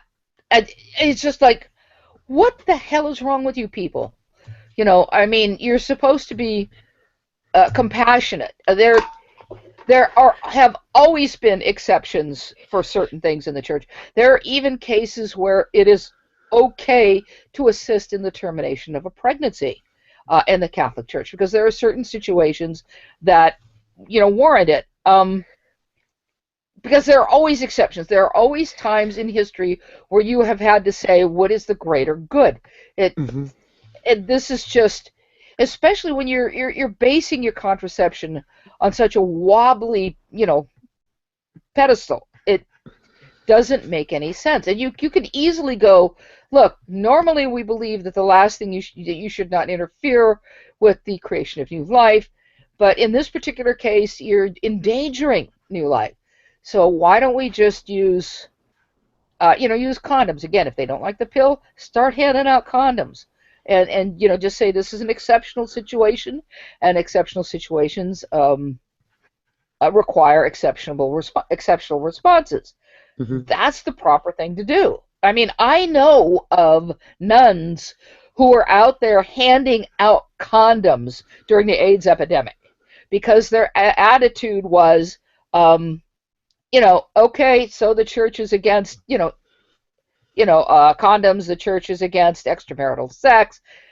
People are still doing it. We want them to live. You can't save their souls unless they're alive. Okay, but the thing is, Jane, is that they think that every sperm that you ejaculate is a potential life, and every sexual act should be in the favour of life. Now, again, whether I agree with that or not, that's their position. No, that's what they consider to be moral and ethical. You could try and debate that with them, but that's what they would say to you. Yeah, except like when you are found to not be able to have kids anymore, you don't suddenly don't have sex in your marriage. Right. Or right. where there's something wrong with your uterus, but you don't just suddenly don't have sex in marriage. So clearly, the Catholic Church is aware that there's other helioses for sex other than procreation. And as I mentioned before, for example, you're not supposed to commit suicide. You're supposed to take care of your body. You're supposed to eat and exercise. All of that is important. You're taught that. Well, if you go to Catholic school, you're taught that. But here's the thing: if you find yourself in a situation where there's only enough food for 2 people, and it's you and your child, it is okay to starve yourself to death to feed your child. Yeah, I agree. Because that's an exceptional situation. It's not like you're removing the rules and saying it's okay to starve yourself to death. It's okay to commit suicide. No, you're not removing the rules. What you're doing is you're saying this is an exceptional situation where only one person is going to survive. And for you to choose the other person's life is actually a moral choice, even though suicide itself is immoral. So the idea that to stick to this stupid rule, which is, in my opinion, a bad one, and which a lot of people ignore anyway, because it makes no sense on so many levels. The teleos of the body argument is just ridiculous. And as Deidre said, if they're going to try to argue that sex is for reproduction, well, then once a woman passes menopause, she should stop having sex. Because that argument that there's an exception for that is absurd. So of all the problems with this, and they know the problems with this, where is the compassion? Where is the understanding that, yes, exceptional situations demand exceptional solutions? It always sides for the potential life with them. Always. Okay, potential life always goes above actual life. Isn't that interesting? But by the way, everyone, the reason I'm arguing like this is because everyone would be agreeing, and I would just try to play devil advocate. No, that's fine. I know you do that, Gary. I try to play here devil's advocate because, again, I know you do. Sports judge's position here, so I'm just presenting it as they would argue it. So, but again, what they would say then is that these people are of childbearing age, and as such, they're sentient adults, and therefore they know the risks and whatever of being adults, and they would say, this is, therefore they make an informed choice of their reproductive organs and where they put them. Now, while I disagree with that, that's what their position would be. That they're adults, they can control their own sexual urges, and if they decide to act upon them, then that's what they choose to do. Again, that's what they believe sex is for. Now, I may not agree with that, because again, as I was saying to Fiona before, that there was a case in Britain where somebody brought it over with them, and if it's a sexual transmitted thing, we need to keep it as low key as possible until we can get a hold on it, or get control of it anyway. When I was 9 years old. Okay, go ahead. The problem is the only way you're going to get any control on this is when a vaccine is introduced. Yeah, which they're working on, luckily. Yeah, it's going to be. But in the interim, while they're working on it, they're saying that they think they're only weeks away from actually having a test for it. Oh, that's good. That is very good news. A test for it isn't going to be the sort of the cure-all. No, but it'll. But at least, you're going to be able to compare acute and convalescent serum and see if somebody's had an active infection within a certain time period. So that means that a pregnant woman who's had a mild flu-like illness can be tested to find out if it's Zika that she's had. Take acute and convalescent serum. And if the antibody titer's going up, then it's been Zika. But in the interim, what do you do to reduce the number of babies that are going to be born with this disability? Now, if this was a disability that was being caused by a toxic substance, we wouldn't have to sit and worry about should we or not. It's in your face. Yes, prevent it. But because it's to do with babies that are still gestating, and the only way to avoid it is contraception, this is dragging it into the realms of where the Catholic Church are trying to have a say. And as I said at the beginning of this, for that South American bishop to turn around and say, oh, there's always been microcephaly in Brazil, misses the point. The point being that it's gone from 300 a year to over 3,000 in 4 months. So, what would you want? Would you want like Pope Francis to come out? I mean, obviously, the ideal world. What would you want Pope Francis to come out and say? Let's say because of the people suffering, therefore we're going to suffer our stance in this particular circumstance. Because I don't think Pope Francis is. I would want them to say that because of the exception.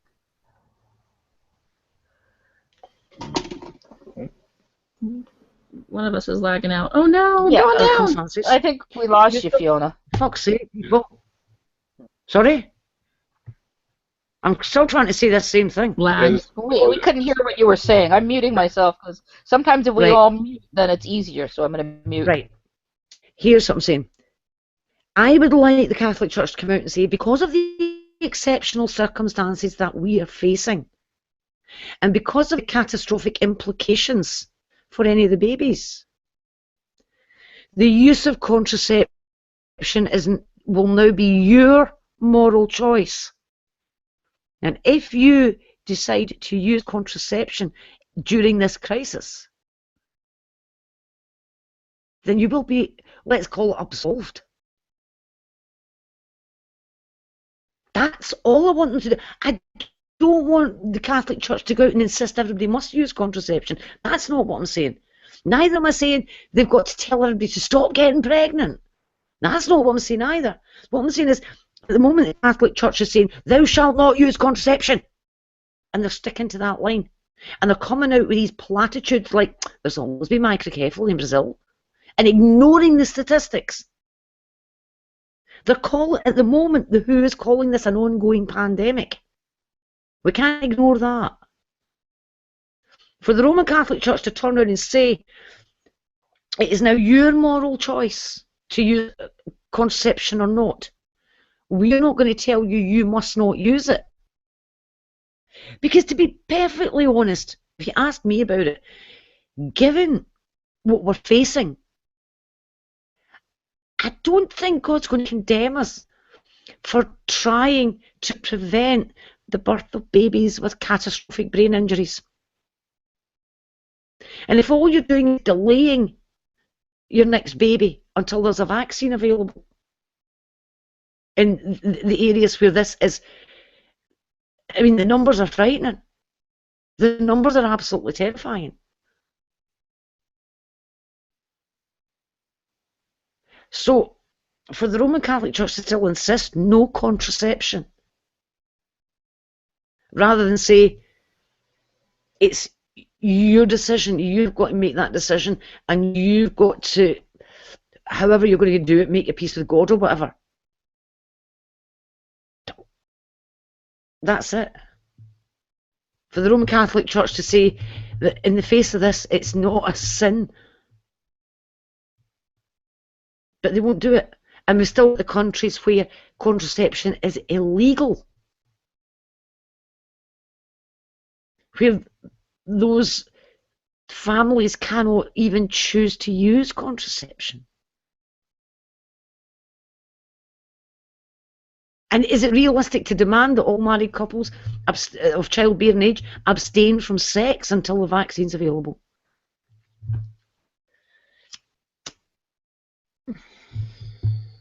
That's what I'm saying. Fiona, I agree with you. I'm not a Catholic, and I'm curious to know, I want to ask you guys, well, particularly Jade and Fiona, you guys are very, I'm going to word this carefully, liberal Catholics, both of you, but it's particularly Jade.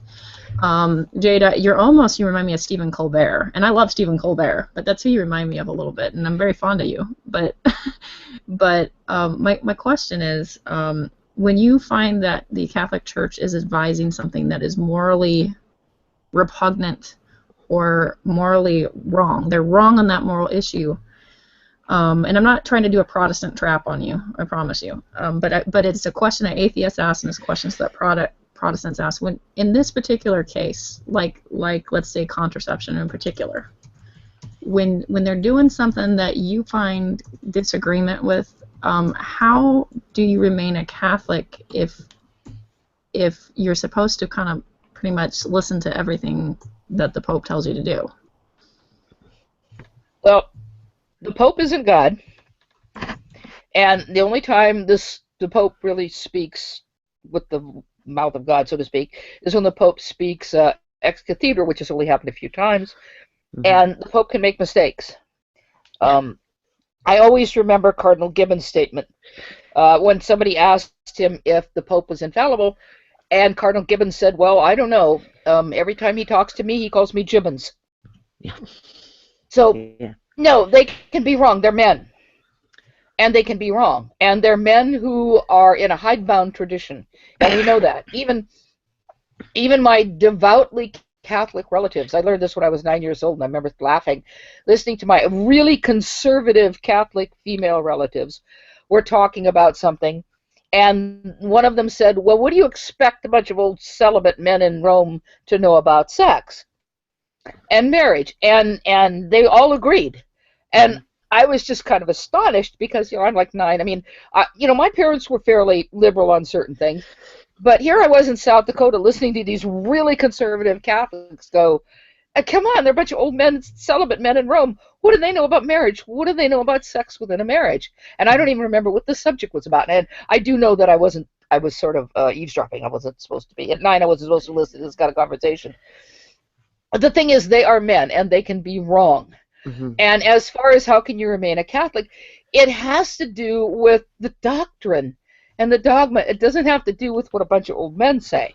Yes, you listen to them, but we have our consciences. As a matter of fact, we're supposed to be using our consciences. When I was in Catholic school, I was told that was the highest rule, is that of the educated conscience. You have to make these decisions for yourself. If you're just going by what your priest says or what your bishop says, what your archbishop says, you're doing it wrong. You have to make these decisions for yourself, and you have to educate yourself on the subjects to make the decision. And the Catholic Church is actually a pretty big tent. There's a lot of disagreement.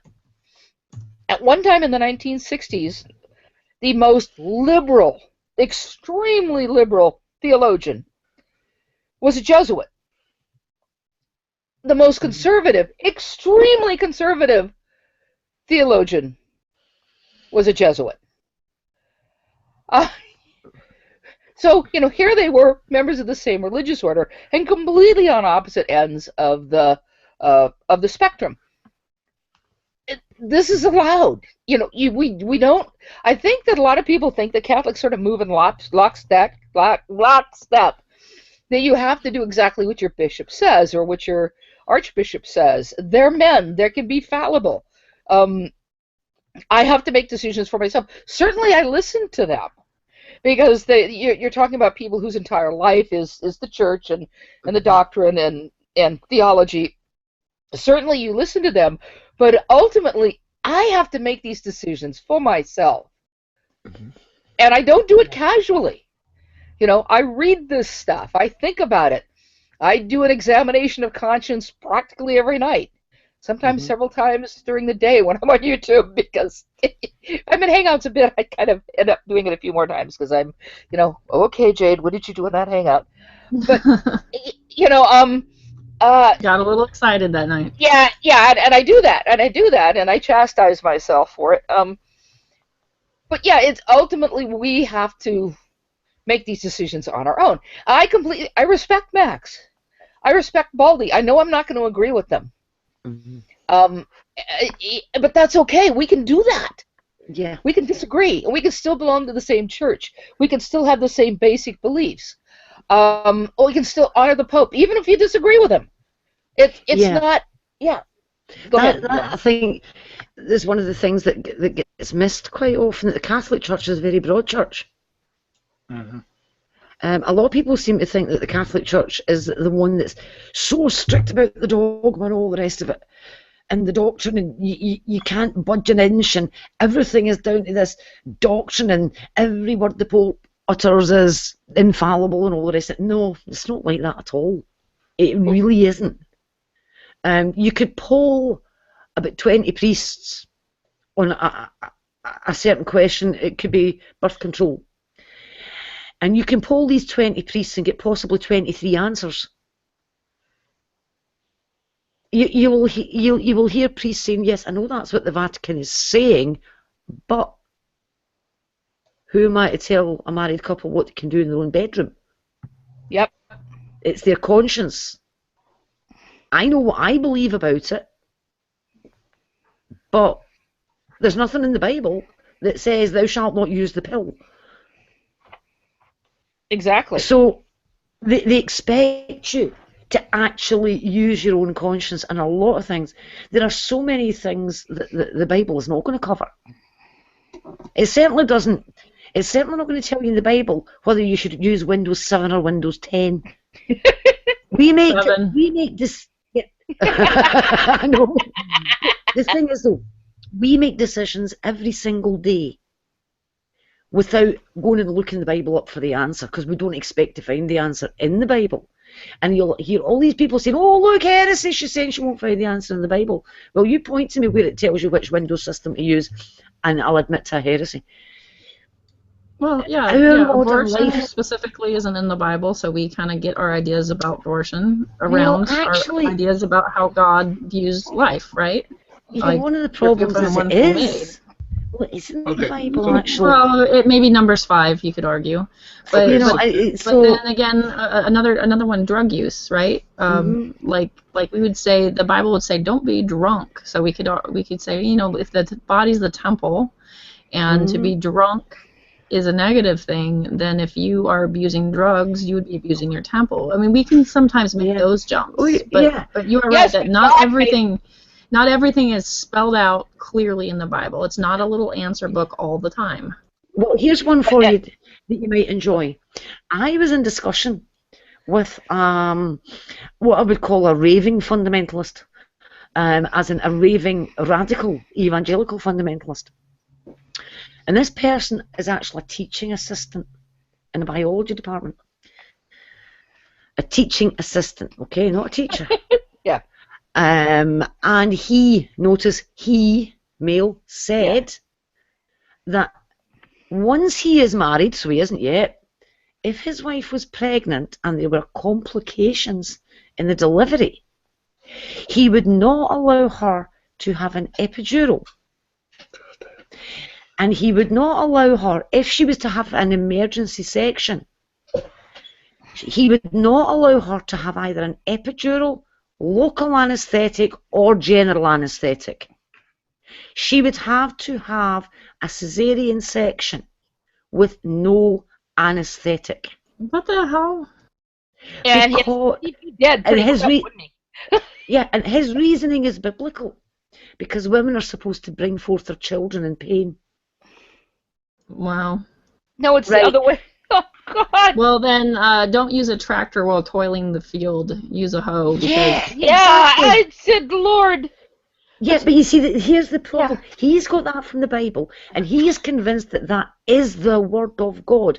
That his wife, would need to be tied to an operating table, screaming in agony as they sliced her open.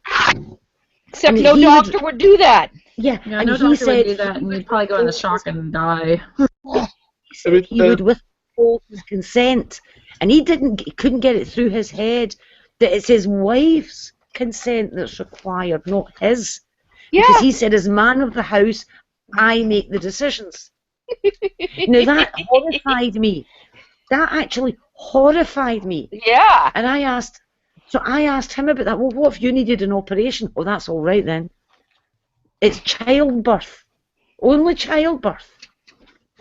Now, seriously, these are the conversations I've been involved in the past few years. What happens when your baby's doing like a cartwheel outside? No, not really a cartwheel, I'm kidding. But what happens when the baby's breached? We're not supposed to like do any extra measures to try to help the baby. What happens when the baby, like all these complications? We're just going to be like, nah, it's not natural. We're just going to do it the old way. Just, like. What about placenta previa? And some of them do that as well anyway. Some of them are still doing that. There are newborns dying in America today because they will not bring in even a midwife. Good. Yeah. And when the baby is sick, they won't take it to the doctor, and the babies are dying, and the parents are being charged. And going to jail. We've had young women bleeding to death because all the elders in the church stood around and prayed after their uterus ruptured. Because they won't take medical intervention.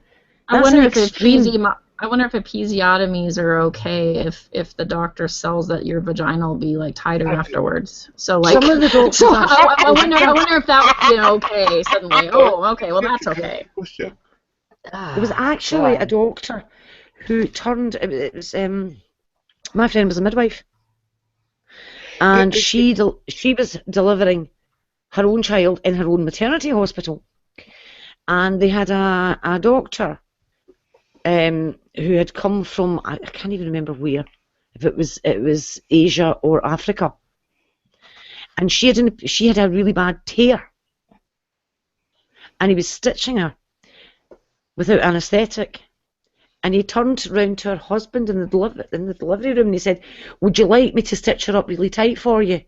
And her husband nearly hooked the doctor. Having said that, my friend nearly hooked him as well. But because she was a midwife in that department, she was able to do something about that. He said that in front of her. Oh, doctors say weird things all the time. Like my husband went in. My husband went in. This is within the last 5 years, he had what they thought was meningitis, which is scary. And they do a spinal tap, which is not fun. And I am one of those people that can handle gore. And so I'm watching the spinal tap go down while trying to be there for him, and he's scared. But I for some reason can shut off during weird things. I can shut off my emotion, and I can watch things go down. I can watch people stick needles into me. I can watch. I've had wounds people are scrubbing and stuff. Like I can watch things like that go down. It doesn't freak me out. Yeah. So I'm watching it, and the guy's all excited. He's geeking out because he sees that I'm not freaked out.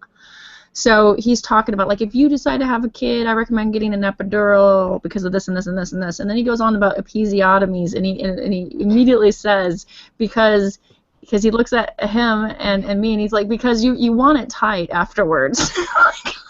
It's like, you don't want a garage door. What the heck? This is a doctor. No. I remember I got called out of my bed once when I was working in bacteriology. I got called out of my bed for a spinal fluid coming in. Suspected meningitis in a 20-year-old. And I got to the lab and I sat and I waited for this specimen, and I waited and I waited and I waited. Nothing coming. Phoned the ward and said, "Where is this spinal fluid?" And they said, "We haven't got it yet from the patient." It's like, well, do you know where you're going to get it? You know, it's in the middle of the night here. And they said, give us half an hour. Half an hour passes, still no specimen turns up. I phoned the ward again. I spoke to the doctor. And the doctor says, well, we've not got the sample yet. We couldn't get a specimen. He says, because we can't catch him. He saw the needle and he took off running. And I said to the doctor, listen, if you cannot catch him, he doesn't have meningitis. He was apparently running around the hospital grounds in his hospital gown. With a nurse chasing after him, and I just thought, I'm going home. He doesn't have meningitis if he can run that fast. But doctors are weird. But you see, I think the difficulty that I have with this whole thing with Zika is that the Catholic Church has taken the decision out of the hands of the families. And I think it's got to be the decision of the family whether they are able to cope with a child with that level of disability. And when I say that level of disability, the problem is you don't know what level of disability the child will have. No. It might be very mild. It could be very severe. But they think it's got more that every child, that every time you have sex and you're of sexual bearing age, that he expects you to have a child with that. Not that I agree with that. I'm just saying that's their personal, moral, and ethical position. Yeah, but here is something to think about. Given that we don't know that much about Zika virus at the moment, and given that we don't know how many miscarriages it causes, I mean, we're only seeing the results of microcephaly, and that got investigated because it was weird. So now they're looking at miscarriages to see if Zika's involved in that as well. We don't have any numbers for it yet. Hypothetical. Let's say they find out that the vast majority of pregnancies where Zika virus infection happens, the fetus miscarries. So now you're no longer talking about every act of sex bringing forth a life. Are you?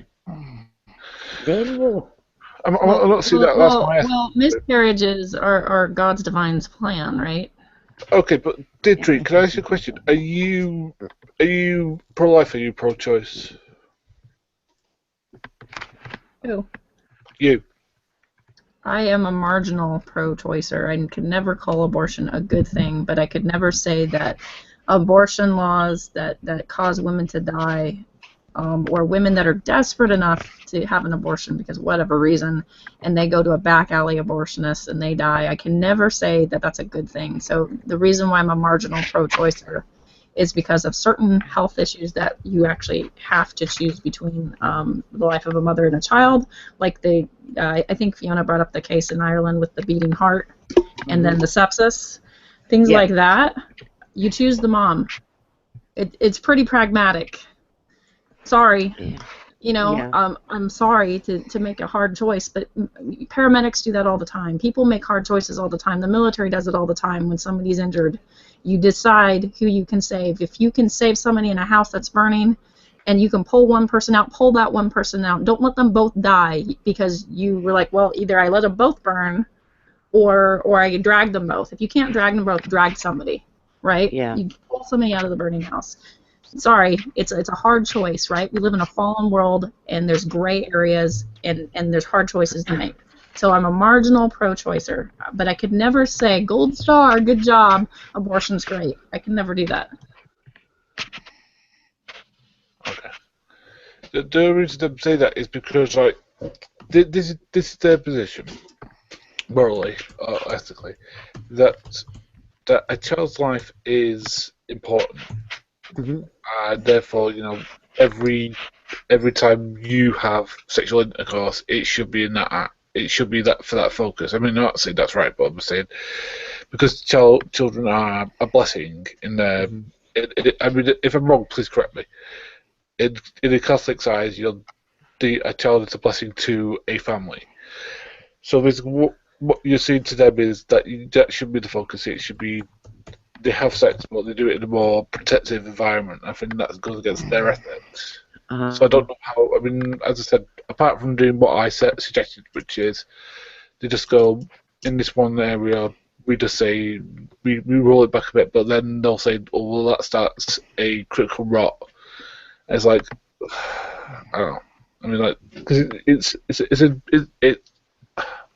because like Pope Francis is a very liberal guy, but I'm not sure if he's that liberal yet. Mm-hmm. That's the problem.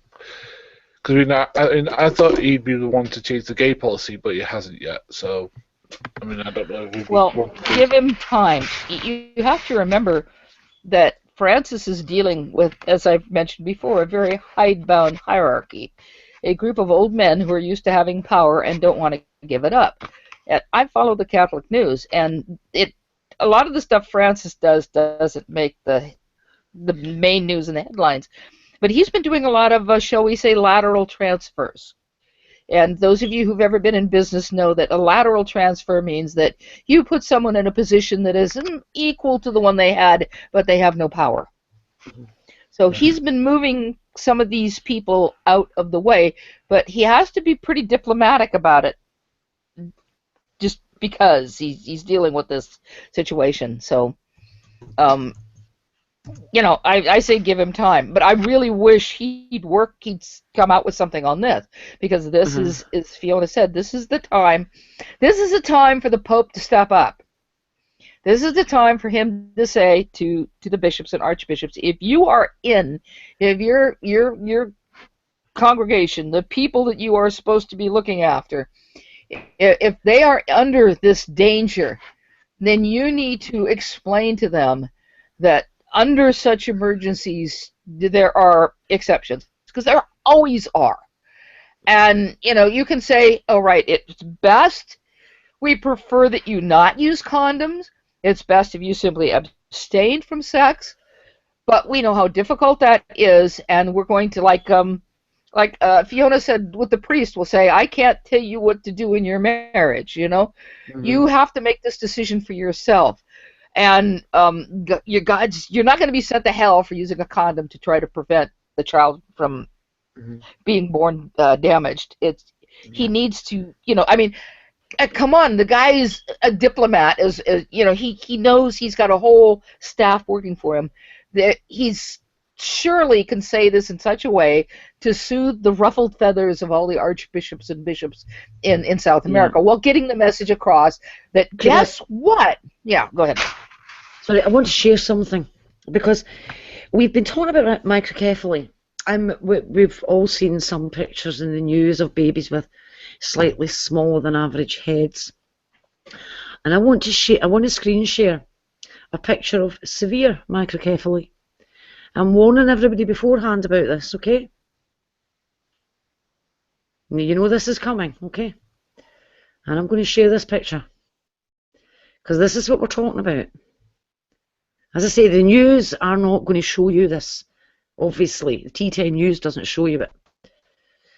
I present to everybody. Right, there you go. Can you see it? Yeah, this is like the worst case, right? Right, yes, that is. So we're talking about the full spectrum of microcephaly. The news reports have only been showing us the lesser end of the spectrum, but we're talking about the full spectrum right to that. This is what we're talking about. It includes that and all the bits in between. And I'll now stop sharing.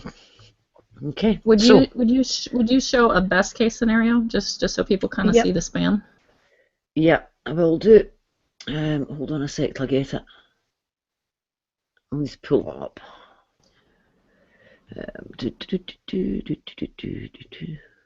It's hard to get all of these pictures in one go. And again, anencephaly is worse than microcephaly, right?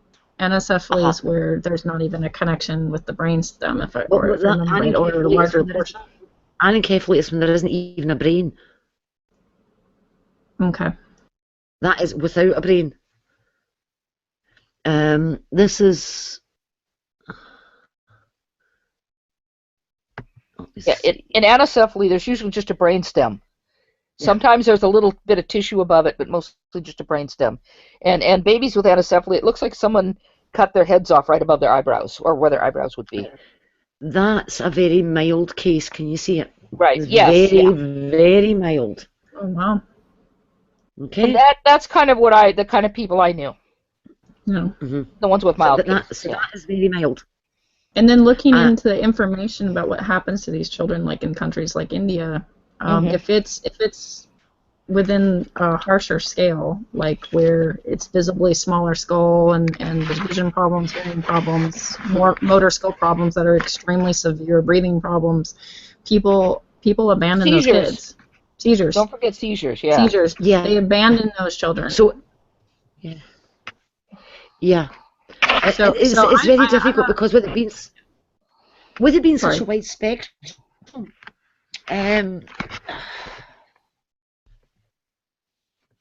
Oh, sorry, Sydney. I've lost Sydney. Sorry, Sydney. Here we go. That's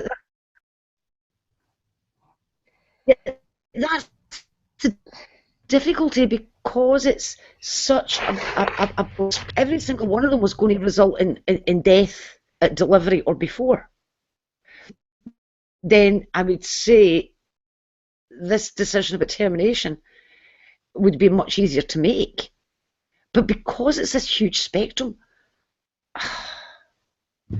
a very hard decision to make. But given the severity that it can be, if you had to choose between that or using a condom, what would you choose? But the sperm and the egg are so important. See, that's the thing. Yeah, definitely a condom. A condom every time. And given the spectrum and given that danger, I could not, in my conscience, just say anything about a woman who chose an abortion. Because that's up to her conscience. That we need somebody who actually will defend this position, because again, the only thing I can do is defend it from what they believe. Again, I personally can't defend it because, again, if it's a virulent and as bad as what Fiona was showing, I don't think anybody in their right mind can defend it. Yeah, and Gary, the thing is, it's actually, that is not equivalent to the worst that Zika can do, because Zika can cause the fetus to what we call spontaneously abort. That's a miscarriage. As in, it dies at like 12 weeks, 13 weeks, 14 weeks. It can't even get anywhere near term. The placenta can be malformed by the virus. They've had a couple of cases of that. Malformed placenta. So if it's going, to me it sounds as if the earlier in the pregnancy that the infection occurs, the more severe the effects are. That's what it's looking like that. Then those that are infected very early on aren't going to get past the 12-week stage, because if the placenta doesn't develop, then that's curtains for the pregnancy. And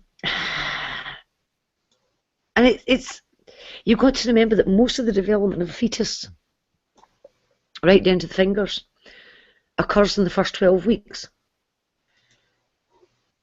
And then after that, it tends to be more getting bigger than anything else. It's not developmental. That's why thalidomide, the effects of thalidomide depended on when the mother took the drug. It could be a minimal effect if she took it at the end of limb growth. It'd be a major effect if she took it at the beginning of limb growth, because it affected limb growth. And then after limb growth, once the limbs are all there and in proportion, it didn't have any effect. Rubella is only a problem in the first trimester. Cytomegalovirus, it also causes microcephaly. It's a problem in the middle trimester, I think. And spina bifida forms in the first trimester, because by the end of the first trimester, everything should be sealed. And when you get a problem in the sealing, whether it's in the spine or at the top of the head, then that's gone wrong in the first 3 months. Oh. As I said, you need somebody who will defend this, because again, the thing is that I can't defend it from being the devil's advocate position. I can't defend it from my own, because my own position is very. As I said, as you said, you said before that we've been tracking this and we know more about it, but the thing is that, well, obviously it's mutated in some way if it can be sexually has it been sexually transmitted before, or is this a new development? Probably, but there's not been enough study done on it, because it was a rare virus. It only affected small. Well, let's put it this way. When it comes to funding for research, it only affected small, unimportant populations on wee islands, so nobody has been investigating it. Okay.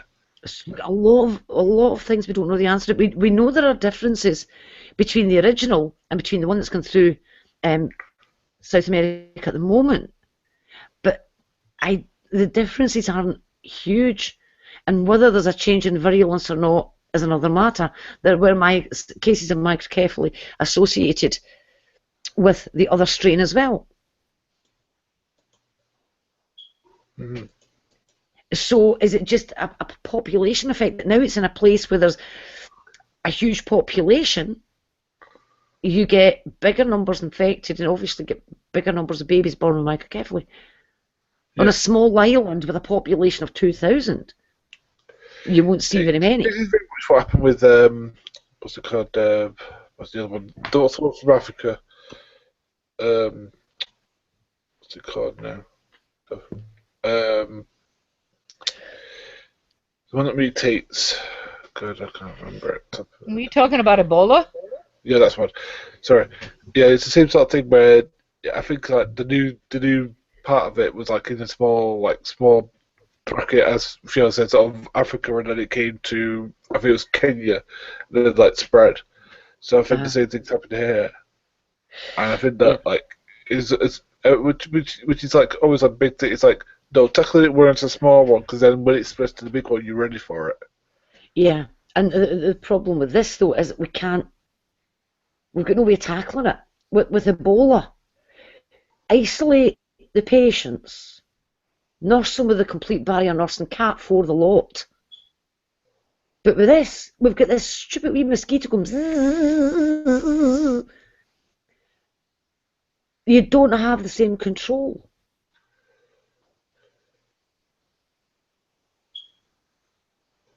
How you can try and control the mozzies, but we've never succeeded in doing that in all our attempts at controlling mozzies when it comes to malaria.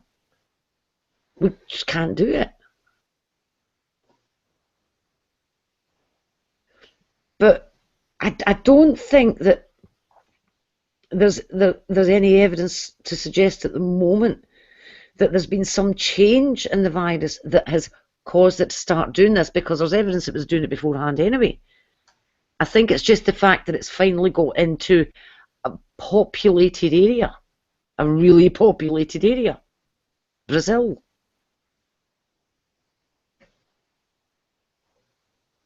And I think it's the same thing. I mean, if Ebola was going to become a pandemic, again, it would start, you always have your index case, your first case.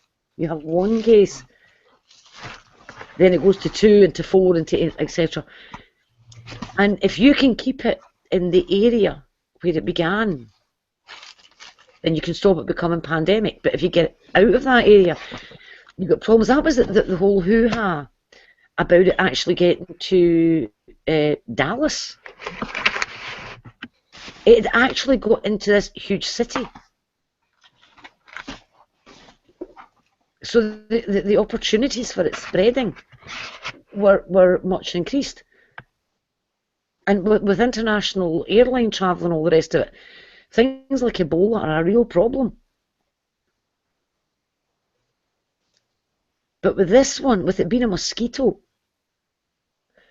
with the possibility of the sexually transmitted part of it, while it's not going to be such a massive problem as trying to contain Ebola, you've still got a really big problem in the areas where the mosquito is endemic. Then what do you do? And I think the only thing they can do is come up with a vaccine.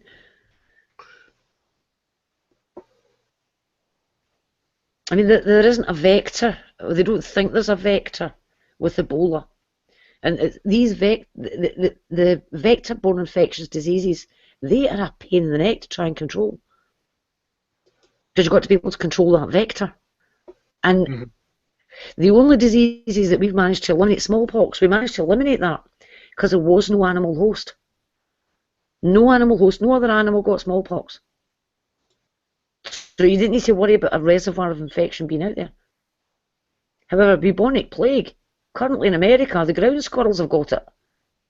So you still get cases of bubonic plague in America right now. Especially here in California, because the plague is endemic in rodents. Yeah. It's endemic in the ground squirrels and the gophers and everything. Yeah. We get plague cases every year. But it's not a big deal because all the doctors in California know what to look for. Or at least it's usually not a big deal. It's generally only a big deal if somebody gets what they think is the flu and they don't bother to go to the hospital and they get sicker and sicker. They still don't bother to go to the hospital. Yeah. So if you've got a reservoir of another animal that can be a host, or you've got a vector, which is as ridiculously small as a mosquito, and as difficult to control, whose eggs apparently can lie dormant for a year in the right condition, that's going to be hard to control. Now, didn't Ebola vaccine? Now, didn't Ebola jump into the human population from bats? Yes. Bats. That was from eating bushmeat, though, wasn't it? No, it was the last outbreak. They think was a bunch of kids who found a fruit bat roost in an old tree and got exposed there. Ah, yeah. Yeah, so I think some of the other outbreaks of Ebola have thought to have been bushmeat, but that one in particular, it was fruit bats in an old tree. And they found case 0 there amongst the children. But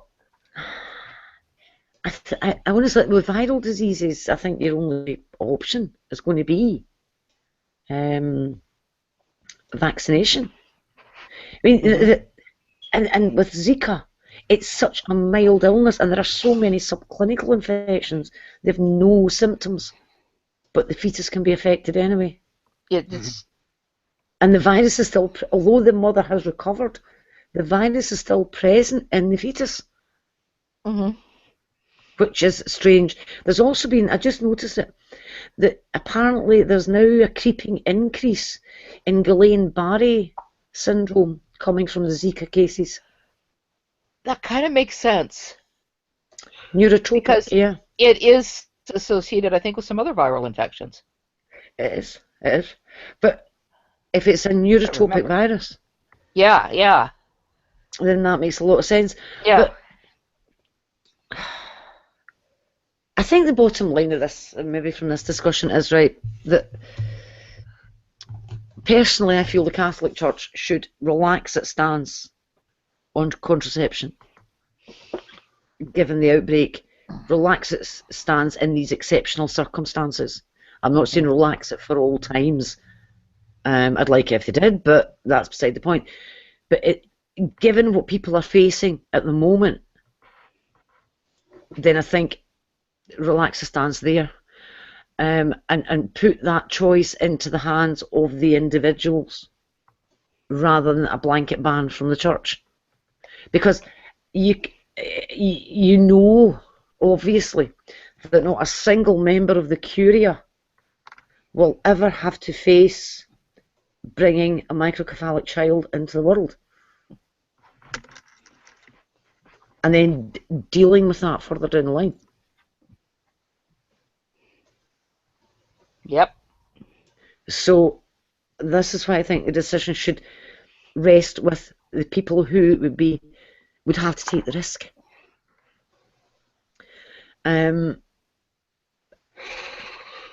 Termination in cases of infection, I don't know. I think maybe increased frequency of scans for women who have been exposed. Yeah. And some of the very severe cases will be picked up on scan.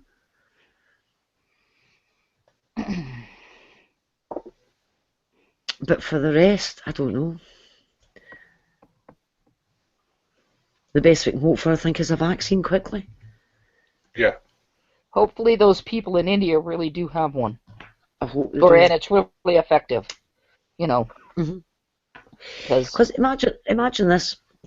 Let's just say it became completely pandemic and it was being transmitted, and it's unlikely, but let's just say it was being transmitted by local insects in each geographic location. How many cases of microcephaly would we get a year worldwide? And where would it leave the human race? It is entirely right. For example, it's entirely possible. I don't know how probable because I don't know the complete details, but it's entirely possible for other mosquitoes to start carrying the virus, because that has happened in the past with similar insects, and I believe with mosquitoes as well, where they have. I had a professor once who was a parasitologist, and he always included all these interesting little things in our classwork, whether it was part of what we were studying or not. But yeah, that they do jump species if they're closely related species, and it was some animals and some insects. You got closely related, and then they're closely related to something else, and then they're closely related to something else. But if I'm correct, and I think I am. Mosquitoes who at one time did not carry a particular, virus or whatever, later picked it up, and then that made things worse because you now have two species that are carrying whatever it is. And the other thing is, people get really upset about some of these things and think conspiracy theory, where we've got Ebola and we've got Zika and before then HIV. You have to realize that these things are just going to happen. Just because something is around doesn't mean that it can't mutate and become a full-blown problem. Some people may remember, some of you who are old enough, the hantavirus outbreak in the American Southwest, which nobody could freaking figure out what it was at first. And then when they realized what it was like, it's hantavirus? What? It's causing all this trouble? And then before then, there was another famous case, which really confused people because they couldn't figure out how it happened. Something that's called Legionnaire's disease. And Legionnaire's disease, I forget what it is. I'd have to look it up. When they finally, why was it called Legionnaire's disease? Because a whole bunch of people, if I'm correct, it was the big American Legion convention, and all these people got sick and died. Yeah, that's right. And it turns out that what happened was there were, in this particular hotel, there were certain conditions in the air conditioning unit that caused this disease.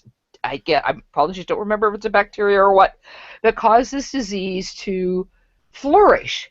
And then it was spread throughout the hotel by the air conditioning system.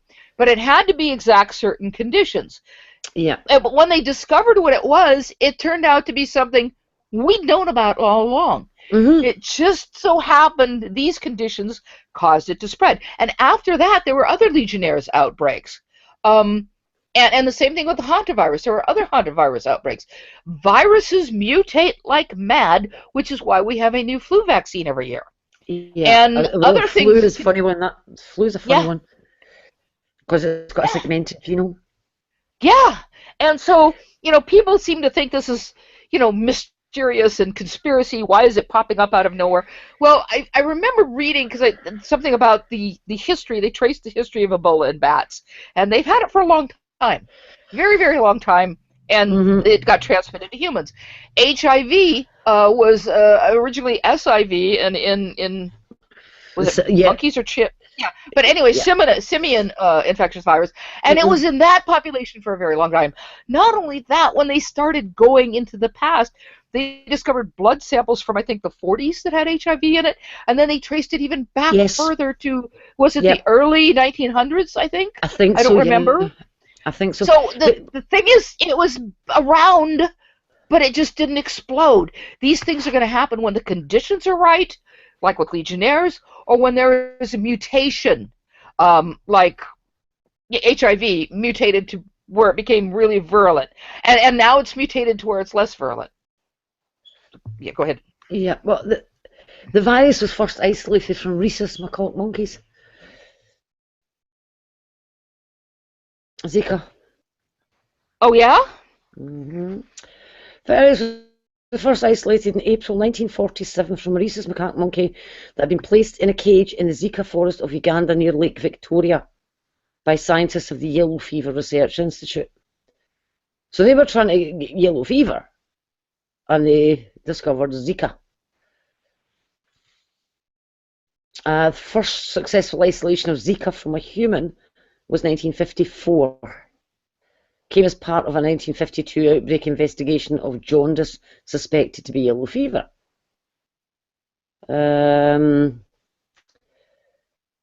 But it seems that this Indian research outfit are hoping to start their animal trials at the end of February of the vaccine.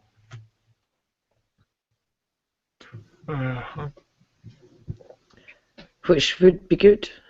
Anyway, I'm going to stop it here. Okay. I think the bottom line is, yeah, the quicker we get a vaccine, the better. I just want to say one thing. Legionnaires was a bacteria. Yes, it is. It was a bacteria. It is. I wasn't sure. I had to look it up. I thought it was Legionella. Sure. Yeah, Legionella.